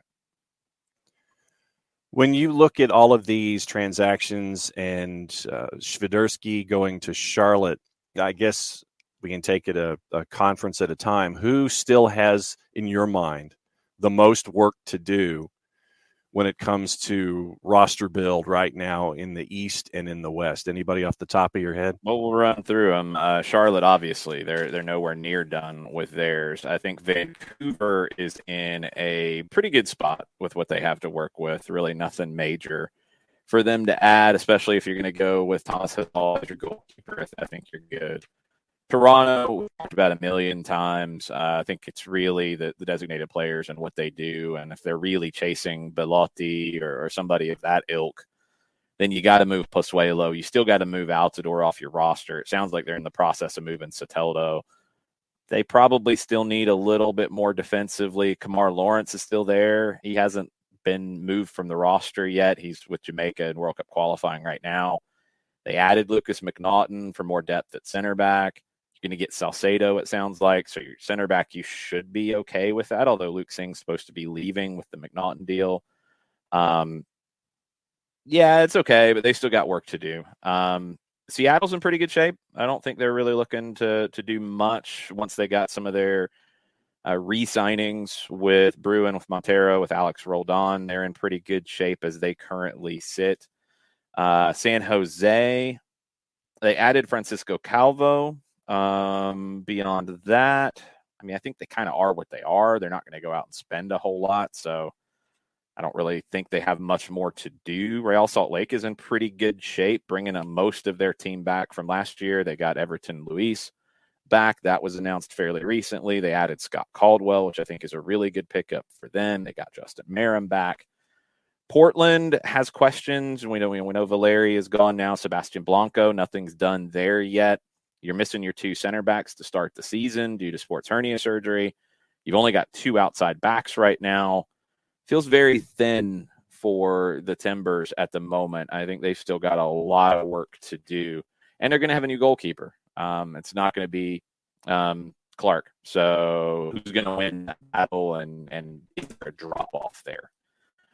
Philadelphia, I mean, you're adding now the goal scorer, they think, in Ura. They have a ton of options in the midfield. They're probably going to be in their 4-4-2 kind of idea. Maybe if Christmas tree 4-3-2-1 as we saw a little bit last year, but they kind of are what they are. I think they've got most of their key players back. I'm not expecting anything else from them. Orlando got their DK replacement. They added Facundo Torres, who, I mean, if you want to go hashtag replacement, then he's the Donnie replacement. Orlando's looking pretty good. They have the same questions they've had for the last couple of years. Defensively, is it enough? Is it quite good enough? It's the same group. It's Joao Moutinho, it's Juan, it's Janssen, it's Antonio Carlos, same reserves. Is that good enough to be where Orlando, I think, is trying to be? You move to NYC. I mean, Tati Castellanos obviously is the biggest question here. Is he going to be around? Eber scoring 2 goals in preseason is huge for them. That's at least a good sign. Talked about it with Dylan Butler yesterday. I think Keaton Parks is the biggest player in your spot shadow, as you like to call it. If he can make a big step forward to help replace James Sands, then yeah, Keaton Parks could have a big hand in what NYC is in defending their title. I also think Santiago Rodriguez and Tyler Magno are huge for them in stepping up. But in terms of additions, they kind of are what they are. Red Bulls, I mean, it feels like their roster is still kind of thin. There's not a ton of depth in it. They're going to be missing Andres Reyes for a while, but they have guys to play for him. But then who plays if somebody gets hurt is kind of where I'm at with the Red Bulls.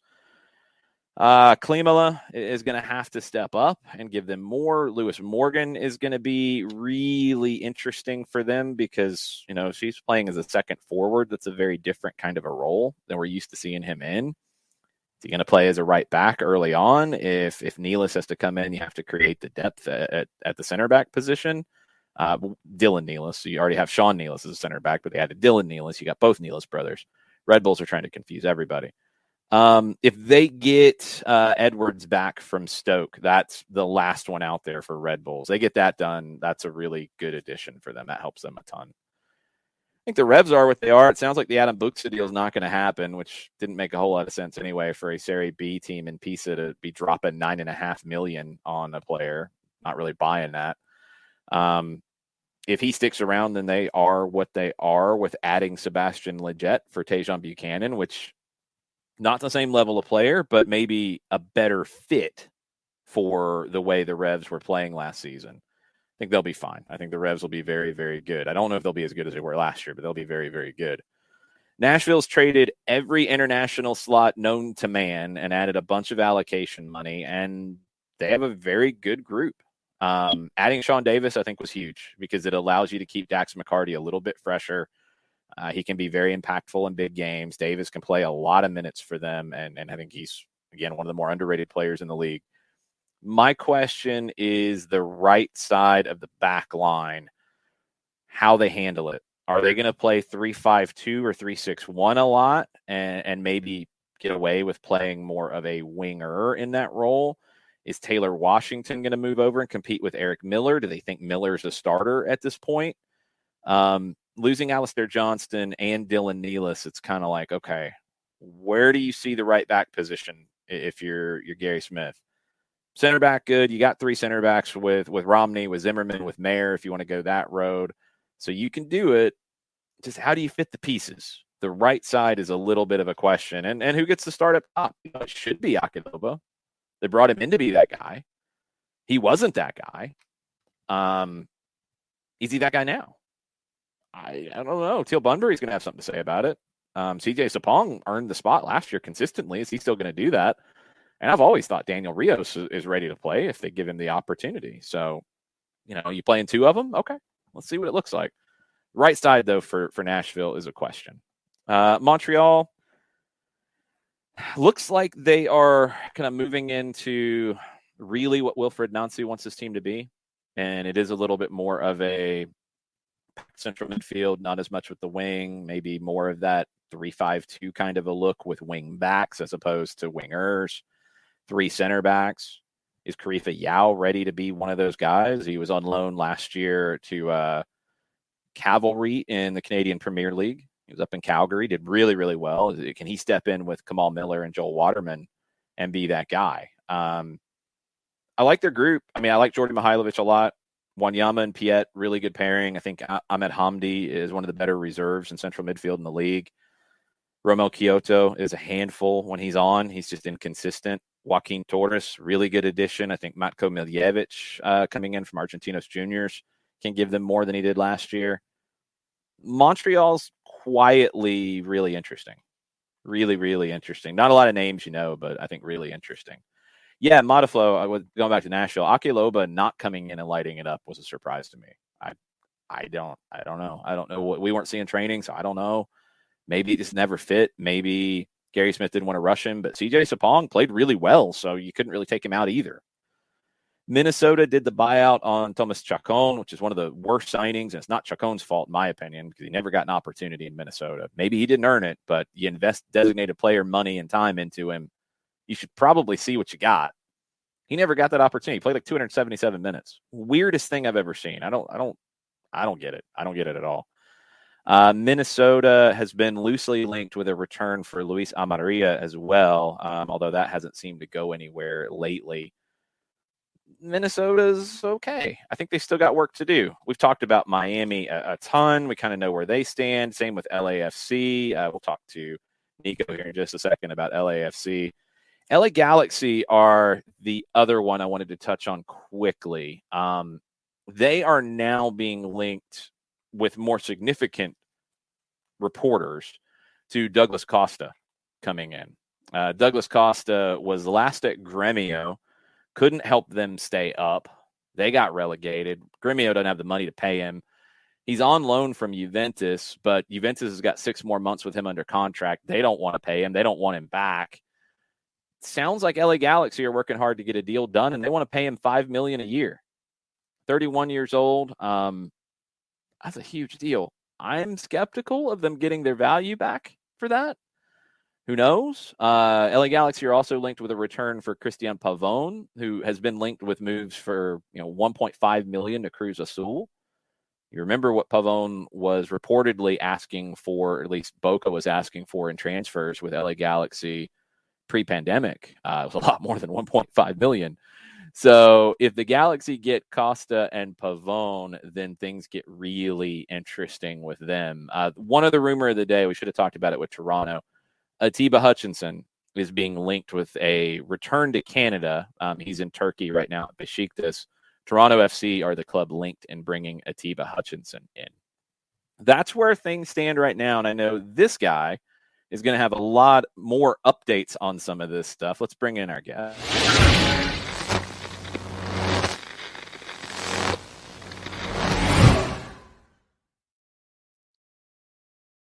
Fancy graphics for you and everything, Niko. What's up? I see y'all. I see y'all. Trying, man. That's good stuff, man. It's got skills, brother. All right, man. That money's coming in well for production. All right, guys. that time of figuring things out is coming in really well for me. I ended with the Galaxy for a reason, because I wanted to see what you're hearing about these moves with Douglas Costa, which I first saw it and I'm like, no. And now it seems like it's gathering some momentum. Pavón, who knows what's up with Pavón? Where are the Galaxy right now in preseason for you?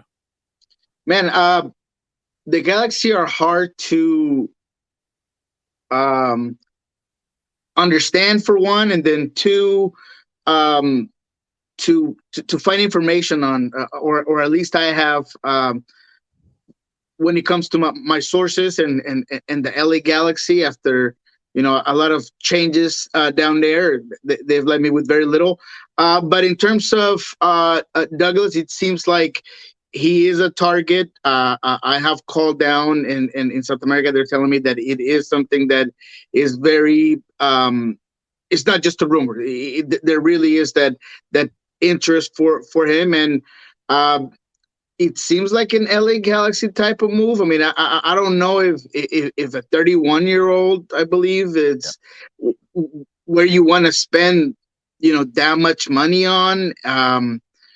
Pavón, on the other end, I mean, he is even more of a question mark with off the field issues, and how much money you're going to have to pay for him, and did he really do enough the last time he was in MLS for you to spend that much money? I thought he was good, and I think he's a great player, but I just don't know if there is enough of his commitment and discipline for you to have that be your guy, because the LA Galaxy needs somebody to run that team, to be a difference maker, to give them a different level player that they just don't have at this moment in time. Is there anybody else that is just as confusing to you out west right now, with everybody heading into training camps and some folks having matches and things like that? Who else is still confounding Niko Moreno here on a Thursday? RSL could be one. I mean, they've lost a couple of pieces. They got far in the playoffs, but they did it not in the most exciting way, and not with the greatest soccer. I mean, when they beat Seattle, they beat them with their limitations, pushing, grinding. They obviously do the exact same thing to Timbers, I believe, where they – was it Timbers? They beat Kansas City and actually played pretty open, surprisingly. Kansas City. They did at Kansas City as well. They played better. They changed the script. But once again, you begin to wonder, do they have enough? Is Julio Anderson enough? Obviously what you already have with Rusnak and a couple of those players on there enough for you to get farther than you did last year? I don't see it.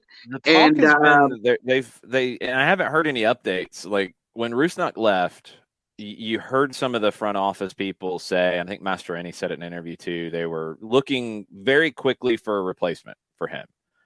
I mean, I think their core is there and it is what it is.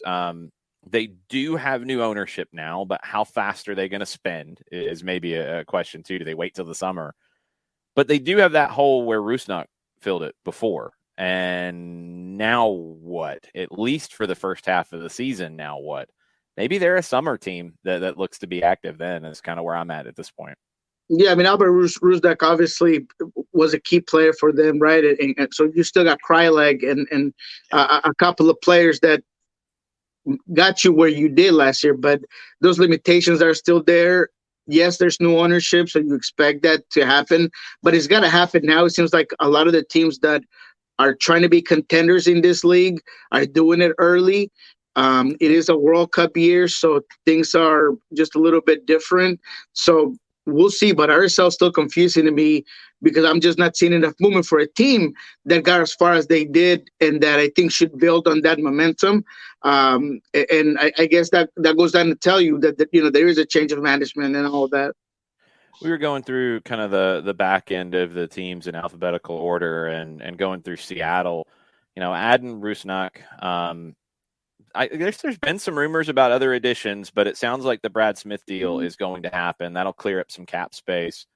Is there anything on the horizon for Seattle? What position group do you think they need to add to if they do? I don't see anything in the near future, to be quite frank. My concern, or not my concern, but a place where I thought that they could hit was center back. If they were going to keep the 3-man back line. Now with this Brad Smith move, what that tells me is, to me, right, in my opinion, not source, I haven't been told anything, but what I read from that move is you had Nuhu and Jimmy Medranda, two players that can play left back position, but you had Nuhu occupying the center back position because he did so well last year. But if you move things around and you get off $600K plus salary that Brad Smith was earning, plus you get some GAM money on your end, I think it's a very good move. So by saying that, I think that the center back position is also maybe not something that they really want to go get immediately. They have Javier, they got Yeimar, they have AB Sissoko. So, they're somewhat covered. But if it was a move before the summer, I'd be surprised. But it probably would be a lower end salary center back. All right, let me give you a Cascadia question here. We look at Vancouver. Vancouver moves Crépeau to Los Angeles, and I think that we've all kind of figured out Vancouver is who Vancouver is. Portland. When you look at Portland with, Valeri going away because obviously, once again, it was time, and he's going home before he comes back. When you look at Portland coming into this season, what have you seen from them in the offseason, and what are you anticipating from them this year? I mean, Timbers is a team that has a plan, and they're not just bringing in guys and holding to some, restructuring Diego Chara's contract, making sure that he's extended. They're in touch with other guys that have been key pieces like Dairon Asprilla. They are in the market. I'm starting to hear a little bit more rumors of where they could be headed. Obviously, South America has been a huge market for every team in MLS, but they are out there looking, and it's good to hear that. So I think Timbers is always going to have a solid team because of Giovanni Savarese and how he understands this locker room. You are going to have to go out there and get some real playmakers, because you're losing some a legendary player, someone who was huge for the locker room. You still have, a little bit of uncertainties of how your front line is going to end up playing out. You got, the Sebastian Blanco, also something that you are still trying to figure out. So Timbers is a team that I think is going to be fine because of that balance that Giovanni Salvarez brings. But they're definitely in the market, and I expect them to make at least one more move before the winter window closes here in May or April. Yeah, they got work to do to get back to, I think, where they expect to be. They're not whole right now. I want to ask you about 3 designated players who have joined in the East in the last couple of days, from different areas. You just said it, and I'm with you because that's where I'm looking, is going to South America. That's generally where we're seeing the league shop. That's generally where you're seeing the best deals. It's not where Philly went. It's not where Charlotte went. It's not where Orlando went. Not with Torres. We'll talk about it separately. For number 9s, you've got a Polish player coming in. You've got players playing in Greece. You've got players playing in Austria coming in. What do you think about those number 9 signings that Philadelphia and Orlando made today and Charlotte made yesterday? Philadelphia is interesting. It's big money for, a top scorer in the Danish league. Danish league is well regarded. I can't say that I follow it. I can't say that I know the style of play or guys coming in, but statistically, which is somewhere where a lot of teams go, is the numbers and goals per minute and what you're looking for. I think he's an interesting player. With Shabilko leaving, and you're bringing in a guy that has some physical similarities, but that is a proven goal scorer, could be an upgrade to what you have with Shabilko, which is someone who you didn't really see as a top league leading scorer, and something that the team had been missing for quite some time, right? Philadelphia is one of those teams that kind of like Real Salt Lake. They have a structure. They have like some sort of way. Last year, just thinking of last year, but Philadelphia's is more long term, right? I mean, you got a guy that's had the team that it doesn't matter if you lose McKenzie and Aronson and all these players. Every year you come back and you are a top team, right? The question is, can they make that last step? And this striker might just do it, right? I mean, last season is hard for anybody to really kind of point at how far they could have gone, right? Because you lose a playoff game, a championship game where you don't have half of your team, some of your best players, and still, they pushed New York City to the limit. So this season, you don't really expect them to do a whole bunch of moves because you already have a foundation. You got some players. So I think that bringing in a guy that could potentially give you goal scoring, it's a good move.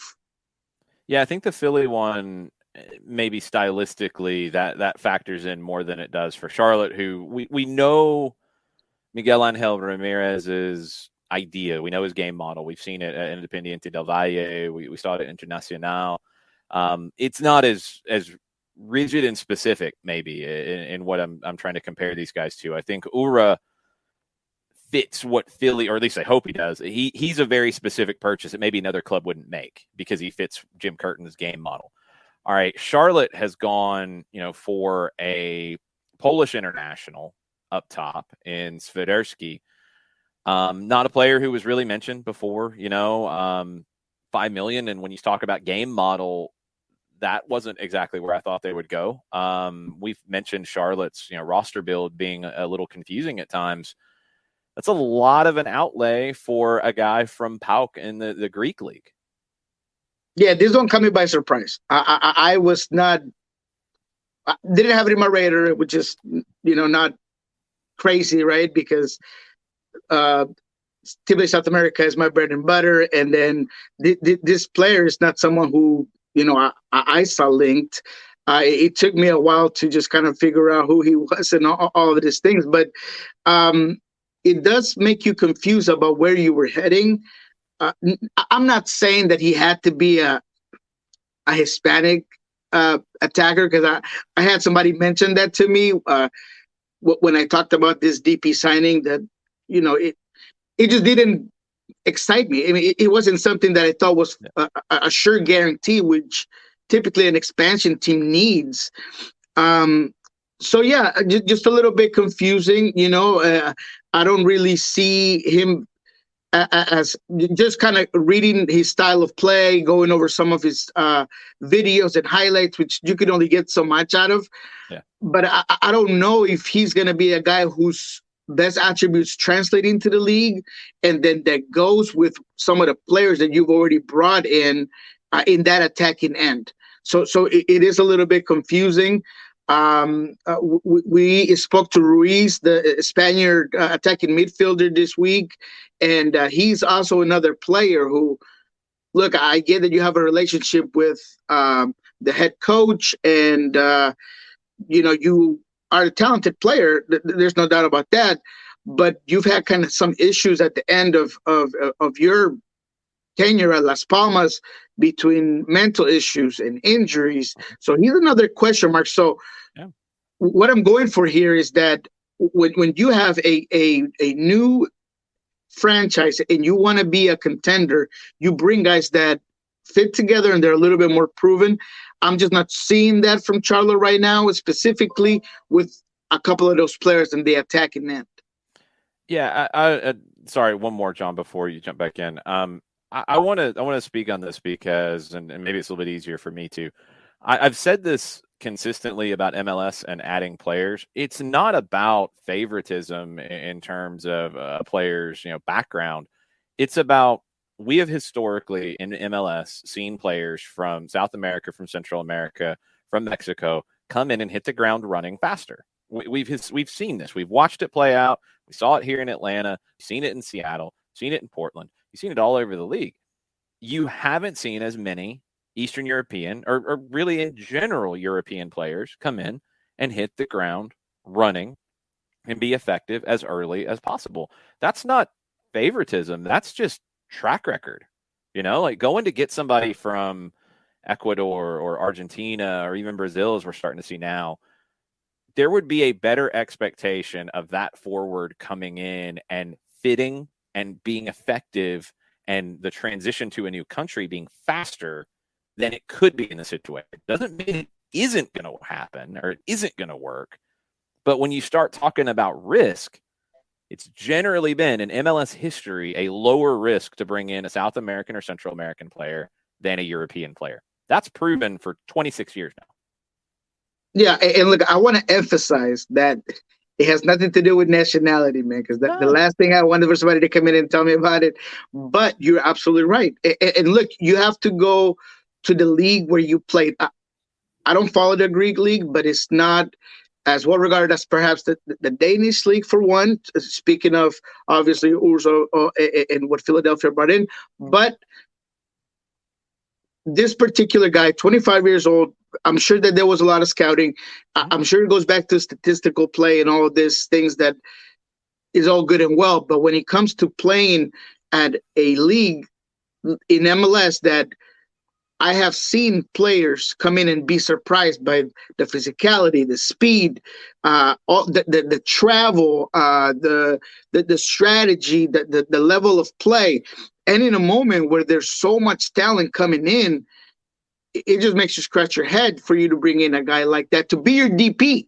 I understand maybe getting some depth, right, maybe getting a guy that's going to come in and you're going to be able to mold it, and he's a prospect, but that's not what you're looking for here. Not with this guy, or at least that's not the way I'm reading it for Charlotte FC. So it does make you scratch your head. And Burned, one of our listeners on the Twitch pitch, says that Charlotte will be Minnesota 2017 bad. You bring in Swiderski as your first DP, you're dropping a lot of money behind him. And I'm still trying to find the guy who's going to be on the billboards. I'm still trying to find the guy who's going to do the car wash, do all of the radio interviews, do all the TV interviews, do the morning shows, get up early. Well, I think if you saw the interview with Christian Ortiz, he is auditioning for that role. Okay.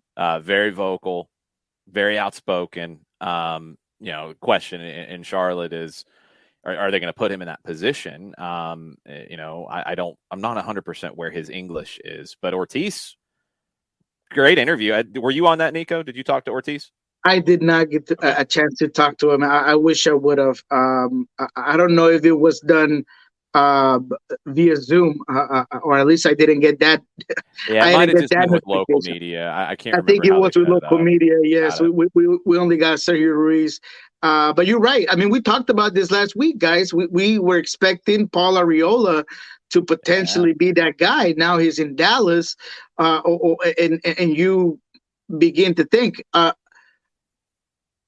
was this guy maybe a second option, or was he your main option, and you were going to bring two guys that were going to build your team up front, or you just don't know what exactly is that the front office was kind of thinking with all of this, because Paul really would have been that guy, and he would have been able to come in and just been a difference maker and your billboard guy, but you don't have that.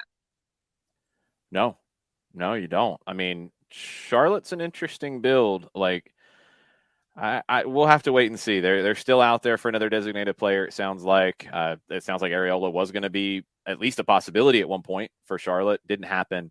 What do they do now? Because they need another winger in a bad way. Let's go to Orlando, and they're the third designated player signed over the last couple of days. They went for a 6'4" replacement for Daryl Dike. They've also added Facundo Torres, who will be coming off the left side.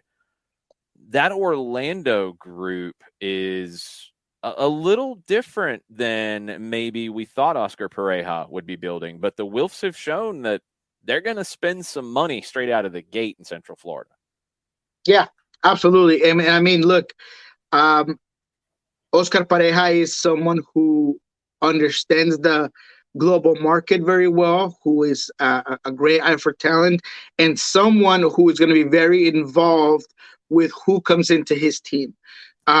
So obviously Torres is going to be a player who you'd hope is going to be an X factor. And I do say hope because we can say everything he did for Peñarol and him being this prospect and this fantastic player, and I'm not doubting that, but we have heard similar situations with players that come in and just don't have that impact immediately, right? So I think that with that said, Orlando City is well built from back to front, which I think is a good way to go about things. Sometimes we like to see sometimes more of the attacking players initially, and that's where you start. I like that Oscar has a all-star goalkeeper, has a good back line. We still see what's going to happen with that midfield, but initially I think it has a good core group. So regardless of who you bring in, I think you're going to have a higher floor, right? And that's what you want. You want stability. You want to be able to build from somewhere. And I think Oscar Pareja has that with that roster right now. Do you need a goal scorer? 100%. Absolutely. You need a guy that's going to give you a Daryl Dike type performances and production, or what you wished that he would have given you. Because I guess, you can't really say that he was, amazing, but what you thought that he could have given you. Because look, I'm not a huge Alexander Pato guy, right? I mean, I don't know how much he can give you, right? So I think that at the end of the day, you do need to make sure that these guys coming in are going to provide you with that goal scoring ability. Yeah, they've replaced a front three of Mueller and Nani wide and Dike up top with Van der Vader, who was there last year, who I really like. I think he's a good player on the right side, Dutch winger. Torres on the left, who's not a pure winger, is going to cut inside, similar to Nani. Really no big surprise there. And then Ercan Kara coming in from Austria, the 6'4" Austrian joining from Rapid Vienna. That's a really, it's on paper talented. It's a very talented front three on paper, but it's a completely new front three. Where does the chemistry come for them, and how fast does that happen? That's going to really decide Orlando's season, it seems like. And it's a guy that I think they do want to see how he plays out. I think that he's got a lot of potential, and looking at him, he seems like a really good player coming into this league. I want to say that straightforward. The way his contract is built does make me feel like they want to see how this plays out. It's I believe a 2-year deal with a couple of options on top of that. Anytime I see multiple options, makes me think of, okay, we're going to see where this plays out. If he's playing well, we're going to go ahead and get that deal. And then we're going to hold him to that option, and then we're going to get another one. So it does make me feel like they bring a guy who has a lot of potential, who can be a game changer, but might not be your guy. Same things go with, Campana in Inter Miami FC. It's the same thing where you bring in a guy, but more commitment, obviously, in this scenario, but it's a similar situation. But I think you'll play well. And I think Torres can gravitate well, just like you said, as being that guy that's going to use those inside channels, is going to come in, is going to want to be another goal scorer. And it's something that Orlando needs big time. And something that they didn't really have last year. You saw what Nani provided, right? And whenever Nani was on point, that team would look really good. Yep. And then when he was off his game, or, just at his age and the way he played the game, the team would just really have a drop on their production and their ability to just exploit teams. I think Torres could be a guy that is going to give you constant, once again, hopefully, out of talent and out of potential, he can give you that on a constant basis. Yeah, if that three comes together, Orlando's a problem in the East, I think. All right, we've talked enough about MLS. I'm not going to let you off the hook. We're getting into CONMEBOL World Cup qualifiers. I know you're going to be sweating it tomorrow a little bit. Let's talk about the big picture here. We know Brazil and Argentina are through. No worries there. Brazil, not 100% full strength, but they're going into Ecuador today. Ecuador's got a 6-point cushion over fourth place. If Ecuador, what do they need to secure it, or are they secure in your mind?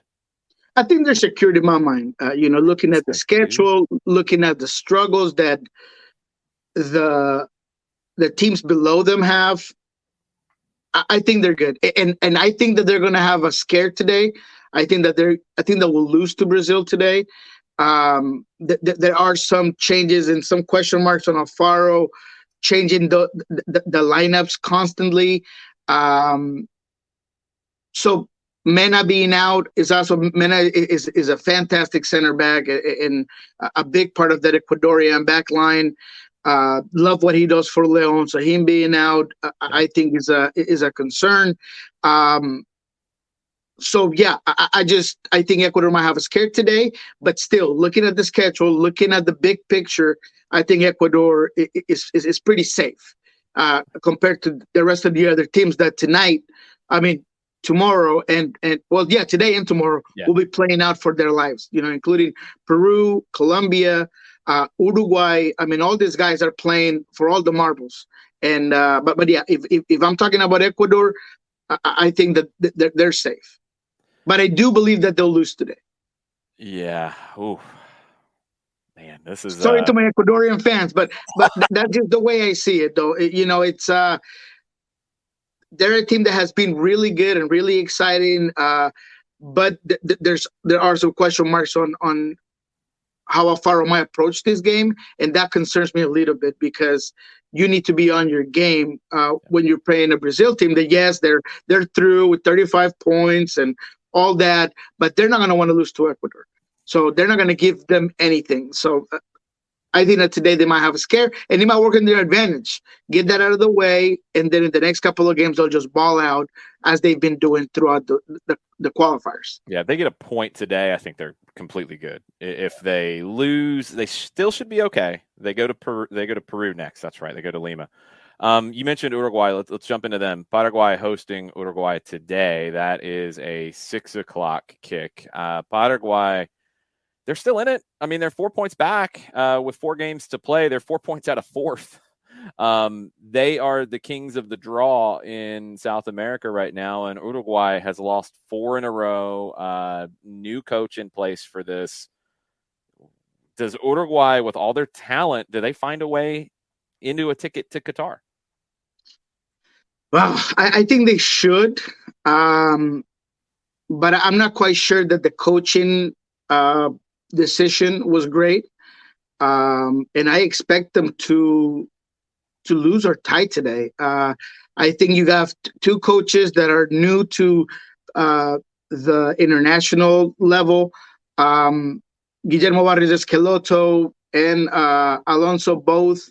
So talent might prevail, and in that end, Uruguay has the upper hand because they have the more talented team. However, I do believe that Alonso is someone who is very strong-willing about the way he likes to play, and I think that might hinder and limit some of that talent. And because of that, I think Paraguay is going to win. I'm also talking with my passport because I really don't want Uruguay getting any points, and I would rather see Paraguay win. But at the end of the day, being quite honest, despite the talent, I do believe that Paraguay is due for a good result, and I think that they might get it against Uruguay. I mean, Uruguay is a road favorite today going to Paraguay, and you look at Colombia favored at home, Venezuela favored at home. And then today you have the 2 road favorites with Brazil and Uruguay. I mean, you look at just all of these teams that are in that, that positioning right there in the middle, and it could get absolutely crazy with 4 points separating so many teams if something goes sideways in the next 2 days. Absolutely. And he certainly will. And that's the crazy part right now is that the top 3 teams are pretty well off, or at least for right now, they're pretty calm. But you go below the 3rd position, and man, everybody's fighting for those same points. So it will be a struggle. It will be a struggle. And I know Uruguay's thinking that. I know that there's a lot of expectation. There's a lot of pressure. And for what I've been able to hear, Alonso he's very confident he could win this game, but he has been nonstop strategizing for this game. And because of that, I just think that there's a lot of nervousness, and he might blow this one. I'm just going to go ahead and say it. In Paraguay, he's a team that at home can be very compact, can really make the game difficult for you, and I think that's what you're going to see today. Without a doubt, is one that I'll be watching. But yeah, that's literally my prediction on it. Okay, let's get to Colombia. We've put it off long enough. Hosting Peru tomorrow. How you feel? I feel good that it's at home. I don't feel great about anything else. Not having Zapata in this one, we knew about, but losing Muriel last minute was a huge hit for me because I thought he was the best option to replace Zapata. There's the question marks with Ospina. I do like Vargas. I think he's a very good keeper, but he's no Ospina, especially with representing the national team. He's always been our savior in the back end. So I'm still wondering if he'll be available.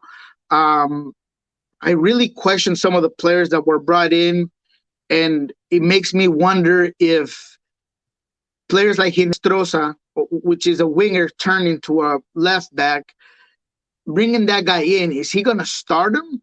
And is he going to go with a guy that you're just going to decide to switch from winger to left back? I don't know. I just think that Colombia and Reinaldo Rueda, at this moment in time, experimenting on a game like this one would be fatal. So it scares me a little bit. That said, I think playing in Barranquilla is going to be one of those struggling 0-0 games in which one team might pull off the last goal, and I think it'll be Colombia. I think that they'll get a goal of a set piece, and it's probably going to be a defender, maybe Jerry Mina, who has been that guy with the cape on for the Colombian national team in the past. Sanchez has scored a couple of goals for Spurs, but I think it's going to be that a situation like that one. I really do hope that Santos Borré starts the game today, but I don't see it. Rueda has been married to Borja, who looked very bad against Honduras. Santos and Borré has playing been really good in Germany. Barranquilla. What's up? Santos Borré has been really good in Germany. He's been hot, man. He's been hot. And you played your hot hand. You play your best players, and someone who I believe can really do something that they haven't been able to do, which is volume of play. He's going to be able to generate. He's going to be able to allow those wingers to really push in. And I think that's where your success is coming from. If Colombia is going to be successful today, it's got to come from Cuadrado on the flank and Lucho Diaz on the flank. So with that said, I think that the best 9 to help all of that kind of come together is Borre. But I already know in Barranquilla, the junior delantero is going to end up playing today. Yeah. Oh, boy. That one's going to be interesting. Also tomorrow, I think, is being overlooked, and I get why. It's Venezuela hosting Bolivia. If Bolivia goes to Venezuela and gets 3 points, and they haven't done that since 93, if I'm not mistaken. If they go there and get 3 points, they are in the thick of this. Yeah. That tells you everything you need to know about the CONMEBOL qualifiers at this moment in time.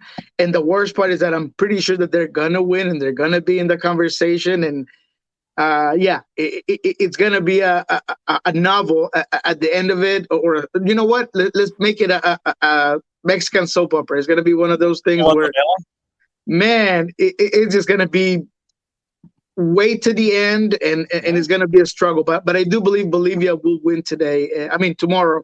And I think they'll get in the conversation. They'll get in the fight. And those last 3 games are going to be very fun to see in CONMEBOL qualifiers. Yeah, Bolivia hosts Chile in the second game of this window. And, I mean, that's in Bolivia where they do have a big advantage, and they generally play very well. So Bolivia throws a 6-point window up. Whew, jeez, this thing gets ridiculous. Anything final that you're working on that you want to tease for the people? Not necessarily right now. Okay. But I did want to touch a little bit on CONCACAF because I like to be the one that, admits when he's wrong. And Panama has been a real surprise to me. Yep. I thought Panama was not going to be able to kind of come back to that great moment that they had in the last World Cup. And they've been able to do it, man. And if they win, which I think they will, beat Costa Rica, they could become, I think, second in the standings if they pull it off right. Because I think Canada will struggle against Honduras. I think Mexico is going to struggle against Jamaica. And Panama can really push up high and become a problem, man. But I really like what they're doing down there. Thomas Christensen's really put that team together. Ismael Diaz coming back is going to be interesting. I think he's a player who is very promising. He's had MLS looks in the past. He plays in Ecuador. So that the team is well put together, man. So it'll be interesting what it does. But CONCACAF can also get very interesting, guys, because Mexico is struggling. Looking at the call-up, is the same guys with lack of minutes, lack of rhythm. If Tata's going to go out there and play with a 4-3-3 against Jamaica, I think they could even lose that game, guys. So if Mexico loses, let's put it that way, Panama wins and things go the other way, Mexico starts sweating bullets. Yeah. Mexico starts sweating bullets. Yeah, it can get really interesting by the end of the night in CONCACAF in a couple of different ways. If Mexico loses, then is Tata Martino going to be there much longer? If Costa Rica wins over Panama, then they're in the mix and they're competing. And then it's 5 teams for 4 spots, but there might be separation between the top 3 and the bottom 2. Canada and Honduras, I don't think is a guarantee just because Canada hasn't been great on the road and Honduras is not missing some key players. They are. So Honduras is the spot I have Honduras winning. I have Honduras winning this. Wow. One. Okay. I really do. So that's literally what we've been talking about throughout this week with, a couple of other shows that I do in Spanish. And Honduras, I think, is going to pull the upset and is going to make things very interesting for the rest of these of the next 3 games. And then if Mexico loses to Jamaica and then goes to Costa Rica hasn't been great. I know that. They've been a real disappointment, and I think anybody who's watched the game and the national team will tell you the same thing. But, when you play in Costa Rica, do things change? Do you do a tie? And then you really put Mexico on a timer.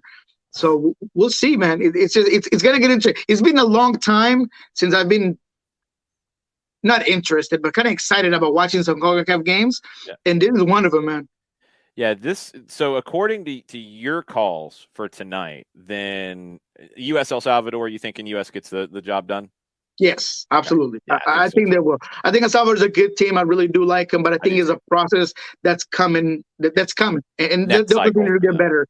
Yeah, but USA is just, they'll handle their business today. Yeah. Right. So if that happens, then you're looking at the big winners of the night being USA and Panama. Mexico thrown into some chaos along with Canada for the 3 and the 4. Yeah, exactly. Okay. Exactly. But I think Canada will get some guys back, and I think that they could rebound. And looking at the next following games, I also think that they have a not easy, but a little bit more manageable 3 games than perhaps Mexico, because if Mexico loses to Jamaica and then struggles at Costa Rica and then finishes against Panama, and Panama playing as well as they have, telling you, man, I'm going to be putting some money in some juice boxes. Yeah, for the U.S., man, they want to get out of the bad spot in the calendar. They want to get out of that in these 3 games. If they get 9, forget it, they're in. If they get 7, if some of these other results go their way, I think they're all but in. Because the U.S. in that last window, that March window, just to set this up for everybody, U.S. is in Mexico in game 1. We know how difficult the Estadio Azteca is. They'll be at full capacity there for that one way or another. We know that'll happen. Costa Rica hosts Canada. That's a tricky one. Panama hosts Honduras. They should be okay there. And Jamaica hosts El Salvador. If Jamaica gets a win over Mexico and picks up points in this window, maybe Jamaica is still in play in the final 3 games. Then round 13, you've got the U.S. hosting Panama and Orlando. Should be okay for the U.S. They should be fine. They should probably be in by that point. Canada hosts Jamaica in round 13. That might be spicy. Honduras hosts Mexico, which I don't think Honduras will be able to play spoiler by then, but who knows?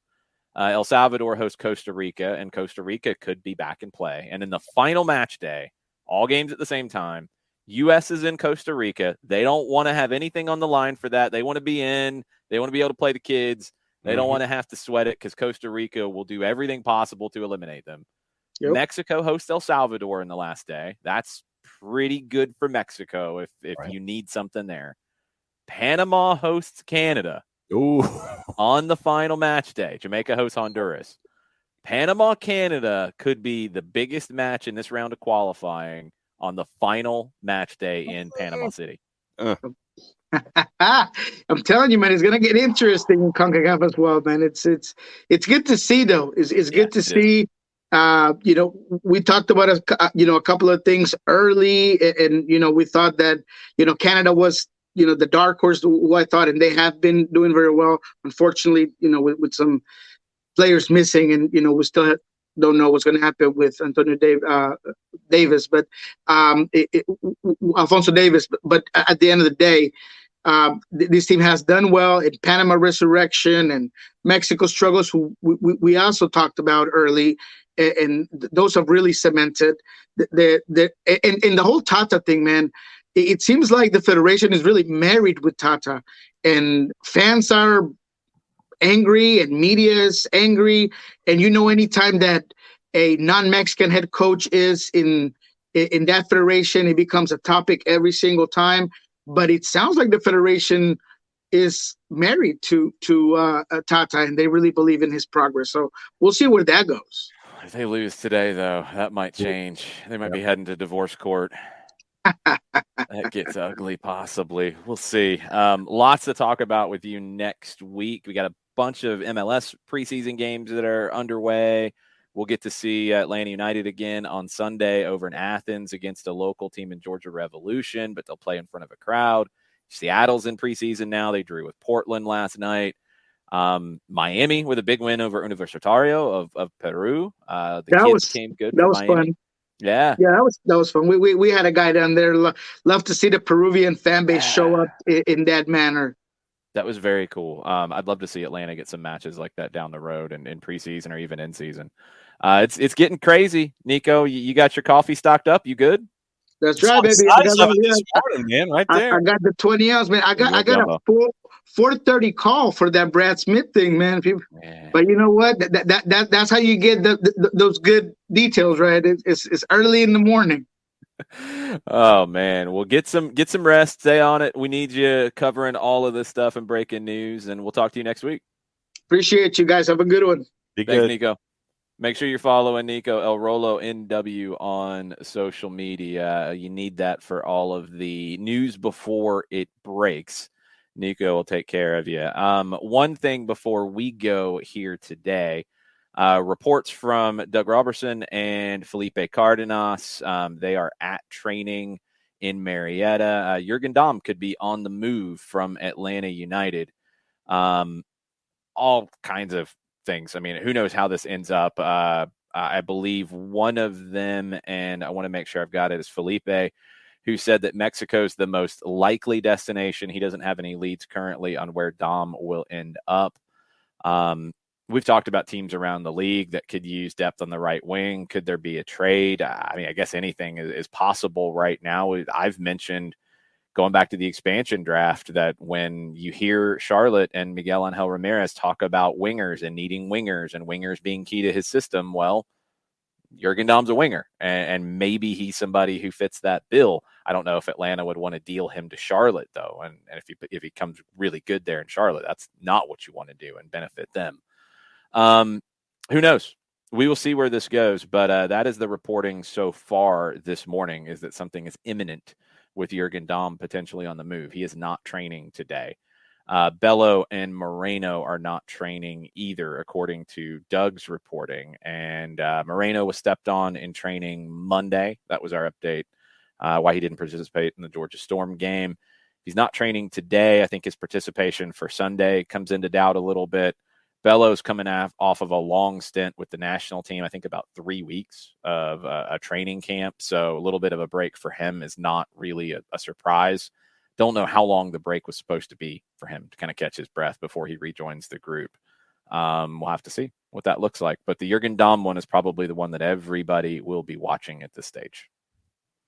Yeah. So make sure that you're keeping an eye on your social media. Make sure we always tell you to keep an eye on your sources. And we'll see what the latest is with Jurgen Damm, if anything is to come to pass.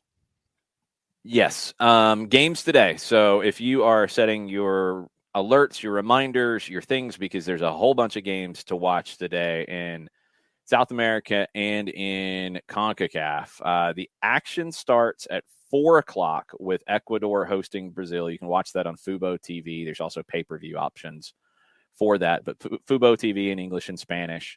6:00, Paraguay and Uruguay in Paraguay. 7:00, Jamaica, Mexico, USA, El Salvador. 7:15, Chile hosting Argentina. 8:05, Honduras and Canada. And 9:05, Costa Rica and Panama. I guess this guy wants to crash the party. And when he joins like this, I should probably bring in something ominous musically for him, because he doesn't get a fancy graphic like the others. Okay. Jared Smith's back. Do you pull that off of Peter and the Wolf? No, I have all music that I can use. I'm not going to get in trouble for playing any of this, and this is just one of those songs that I thought suited you. Oh, thanks. Not wrong. It's like Peter and the Wolf, directed by Hitchcock. Yes, Hitchcock, definitely. Definitely the case. We're feels about right. To getting a little Wagner as well in there. Yeah, anyway, it feels about right. A bit of staccato. Why are you here, Jared? Rumors. Also, I figured if you're still on the air, you're discussing said rumors. Yeah, we are. What do you have to say about them? This is why you don't use a buyout until you absolutely have to. That's part of it, yes. Mm-hmm. That's the point I'm just going to drive home, is because I feel like I saw so many people yell about it basically all off season. Buyout. No, you only have one. You don't do a buy. First off, you can handle the salary. Right. Y'all might not like it, but you can handle the salary. And if you actually absolutely had to buy him out, you could. Second of all, you don't know if somebody else is going to come give you money for him. And because you got him on a free, now any money you get from him is profit. Yeah. I mean, that's the thing. And if you trade him within the league, then you're getting allocation money that gives you cap space, gives you more flexibility. If you're moving him elsewhere, if you get any kind of a fee, whether it's a loan fee or a transfer fee, then yeah, it's straight profit because you didn't pay anything to bring him in. You paid him salary. Well, okay, this is what happens. But yeah, you don't blow that buyout until you have to. And when you have to, you use it if you need to. It sounds like, and I mean, look, I'm not seeing anything from anybody of understanding where he might be going. Could a buyout be in play? Sure. I mean, it's the way to get him off your roster if you need to. I don't know if they need to. I don't know where they are in cap space. That's all a guessing game right now. But it sounds like a move elsewhere is what is on tap here, not a buyout. So, okay, where is that going to be? Mexico makes the most sense. There are clubs who could use him right now. There are some big clubs who've gotten off the slow starts. I mean, there's a lot of controversy around everything with Club America. And Club America, if you remember, was deep into it looking for a winger. They've been linked to a bunch of wingers. It was like Atlanta's chase for center backs last year. There's a lot of criticism right now in Mexico City of them not getting Paul Arriola done, to the point that there's a contributor on Today NA, I believe he's supposed to call the Mexico game today, who has left the network because of some of the things that were said about Club America. Well, if you are that giant club in Mexico City, who has some form of a relationship with Atlanta United, by the way, you need a winger really fast. Well, here's one. I wonder if that's where it is. Really fast ringer, really fast. Yeah, I stressed really fast for a reason. Yes. It wasn't just completely by accident. This is a really interesting possibility. That's pure speculation for me. That's just reading tea leaves and looking at what's going on in Mexico and saying, well, they've struck out a few times here. They could use him. That would be fascinating. We'll see what happens. I mean, back in December, what AS said it was Chivas, Santos Laguna, and Toluca were the three. But once again, that's a month ago. So things change, obviously, now that you're in the season full. And when folks start to think desperately that they need to have change made, then you're going to start looking at who you can bring in a situation like this. There's all kinds of possibilities here all the way around. This has been way too big of a storyline. And look, this is just what happens around here. Jurgen Damm wasn't going to start for Atlanta United.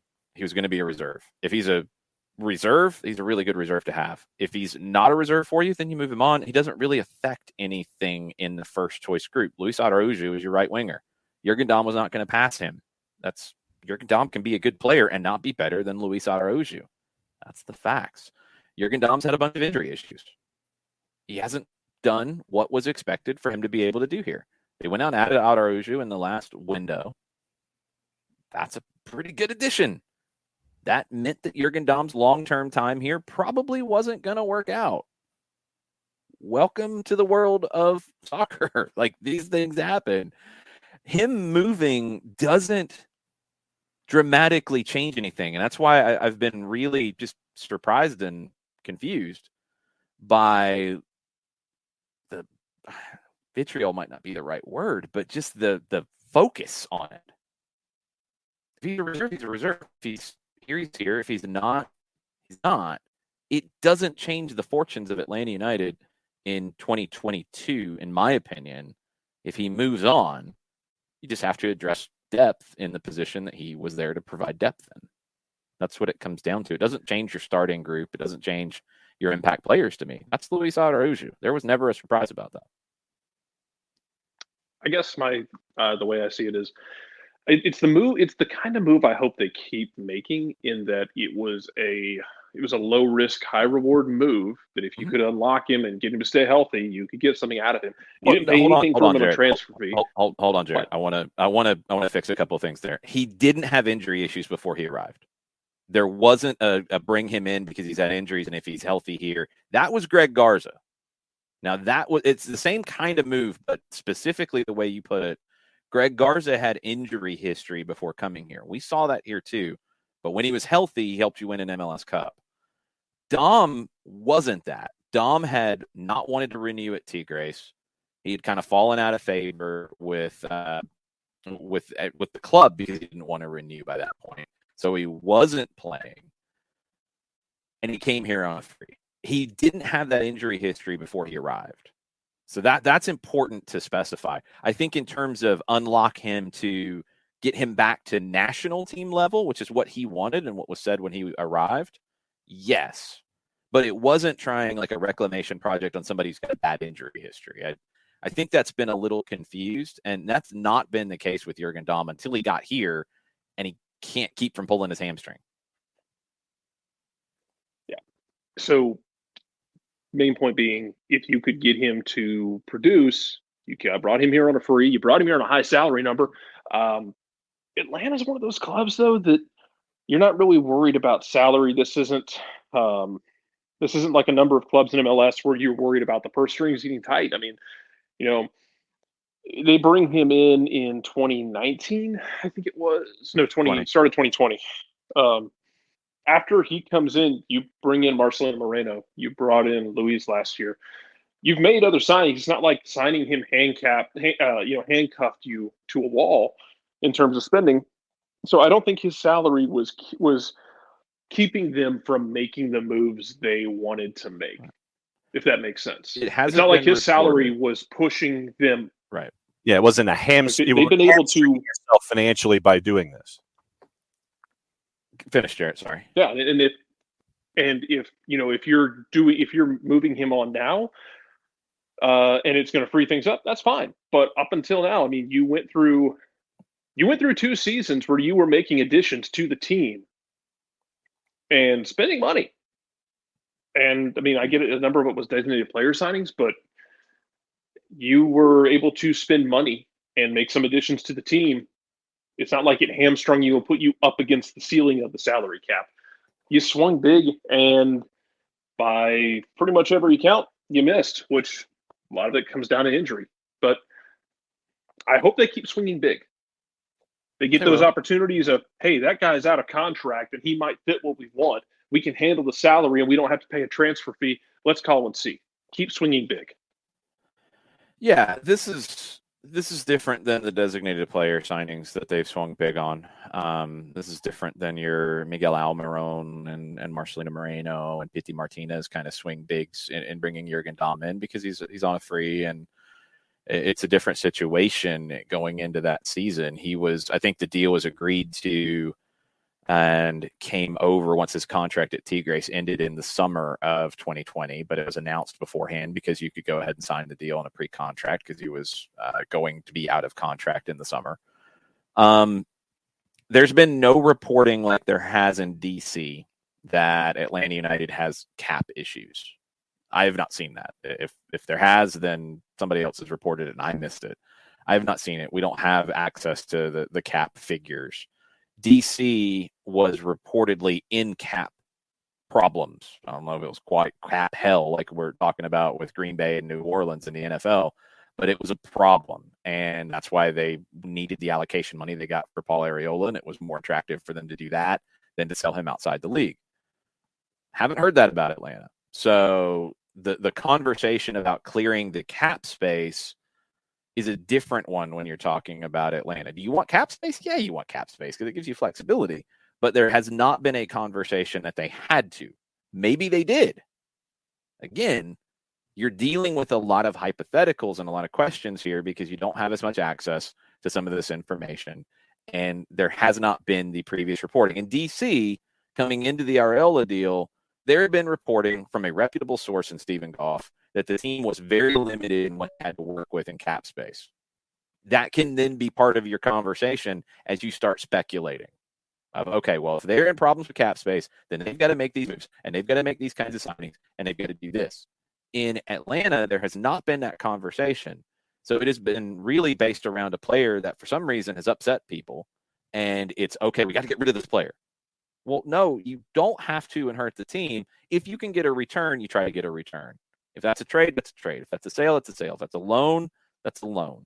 Whatever that is, you figure that out as you get later in the window. The Mexican window is about to close in terms of adding players. So you might have some teams who are like, whoa, wait a minute. Now we need to make this move. Okay, now we need to spend a little bit of cash. Okay, hey, Atlanta, we'd like to bring Jurgen Damm back. There are teams in this league that could potentially need a Jurgen Damm as well. Are you checking on the updated reports, John, from somewhere else? I'm trying to see what the Twitters are saying, if there's anything printed, and I'm also trying to look at Asian qualifiers at the same time. Oh, that's very divergent topics. Okay, cool. Yeah, I haven't seen anything specifically from anybody in Mexico yet. I've perused a little bit to see if Jurgen Damm's name has popped up. I have not seen that as of yet. Doesn't mean it won't happen. Look, we've had this conversation about how things break in Atlanta before. You don't ordinarily hear a lot ahead of time. That's because this front office is pretty airtight. That's not new. So where you've had news break, it's been from reporting or from outlets really in other countries for the most part, because you're hearing it from the other side of whatever the deal is. That could be the case again here. There could be an announcement of something that's like, wow, okay, why didn't we hear about that before? Well, it didn't get out. That's how things work. It's not new. Jarrett, like, I guess to kind of wrap up, because again, this is a move to potentially move out a reserve right wing for Atlanta United. When we've talked about other teams in the league, what do you think Atlanta United still needs to do with their roster pretty much full right now? What do you think they still need to add going into the 22 season? I'm not sure, really. I mean, do you feel like if you're Atlanta, do you feel like you want, we've seen the rumors out of South America about a backup striker. I think a dark sense of twistedness that it's on the back of Jackson Conway's comments Tuesday. I don't know what day it is. Sorry. Okay. About wanting to be that number 2. Do you feel like you want to go get, if you're Atlanta United, do you feel like you want to go maybe look at another veteran winger? Do you feel like it's already full there? It feels like the midfield is pretty full. You're pretty happy at center back. You've got your starting goalkeeper, your backup goalkeeper. You have a third string who's familiar with the system and a homegrown that you just brought in. Not even getting into Vicente Reyes. It feels like you're in a pretty good shape. Maybe winger is somewhere you want to go if you want to go in another direction. You still have you know who you got, who you're going to be playing there right now, assuming if you have the same look as last year. And let's play for a minute. Let's play in a vacuum for a minute, because it would be Barco usually shifting out to that left, building that relationship you had with George Bello. It'd be Luis on the right. And in terms of depth on the wing, you've got to see Eric Lopez is down at Bonfield now. So you're looking at Machuk Chol, Jake Mulroney, who's in the process of getting his green card. Jake Mulroney turned into a really damn good depth piece last year for, I need something in the 75th minute that's going to cause problems, as that, that late sub who is good with his feet and quick. Maybe you feel like you want a different kind of veteran winger. I don't know. Maybe that's the only place I can think of. Yeah, I mean, I think that's the easy one, because if you're losing a depth piece on the wing, you might need another depth piece to add to it. That's kind of the most likely one. You want a different kind of winger? I mean, no, I don't think so. I think, the Atlanta United profile is pretty strong in terms of guys who can win their 1v1s, guys who can create opportunities for others, guys who can cut inside. Mulroney's shown that. Chol has that in his game. He hasn't shown it consistently. We've barely seen Centeno, but he's shown that ability to win his 1v1s and go for 1v1s. Is he somebody who pushes into that depth spot? He doesn't have pro experience yet, but he's on the roster and he's going to have an opportunity to earn that. You've got time. When you're talking about adding depth, I think now you've got time, especially this camp in Mexico where you get everybody back from international duty and you get to see where Machop Chol is. You get to see where Centeno is after a couple of weeks of preseason. Mulroney hasn't been with the group. He's finalizing a green card, which will help you with international slots. But Mulroney is somebody that you know what he brings to the table. He'll just have to get up to speed. That's not a huge deal. You'll get Lennon and Hernandez back in. I think they factor into the depth on the wing as well, although then your right back depth is a little lesser if one of them's playing on the wing. We know how that works. The wing would be the one, but I don't think it's a different kind of winger. I mean, I think we know what Gonzalo Pineda and what Atlanta United values in wingers. It might just be another body if they don't feel like Centeno or Chol is ready to be that person. Chol, it would be stepping up from what he did last year and playing more. He had 9 games and 4 starts last year. Centeno, it would be stepping up from the college game. Are they ready to be that option off the bench? And then does that change the narrative about what you look for up top? If you want more depth there. If Lopez is gone, you have Conway. I think you need depth there. I think you need somebody. So does it change? Okay, we could have only went to this kind of a level before with the cap.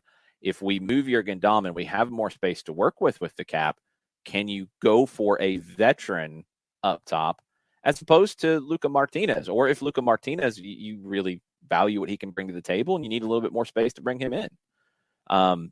These are all questions. These are all things that we don't know. I would assume with Luca Martinez, he could be a U22. He would slide into the spot for Eric Lopez. Is there something else to it that we don't know? It's always a possibility when it comes to MLS.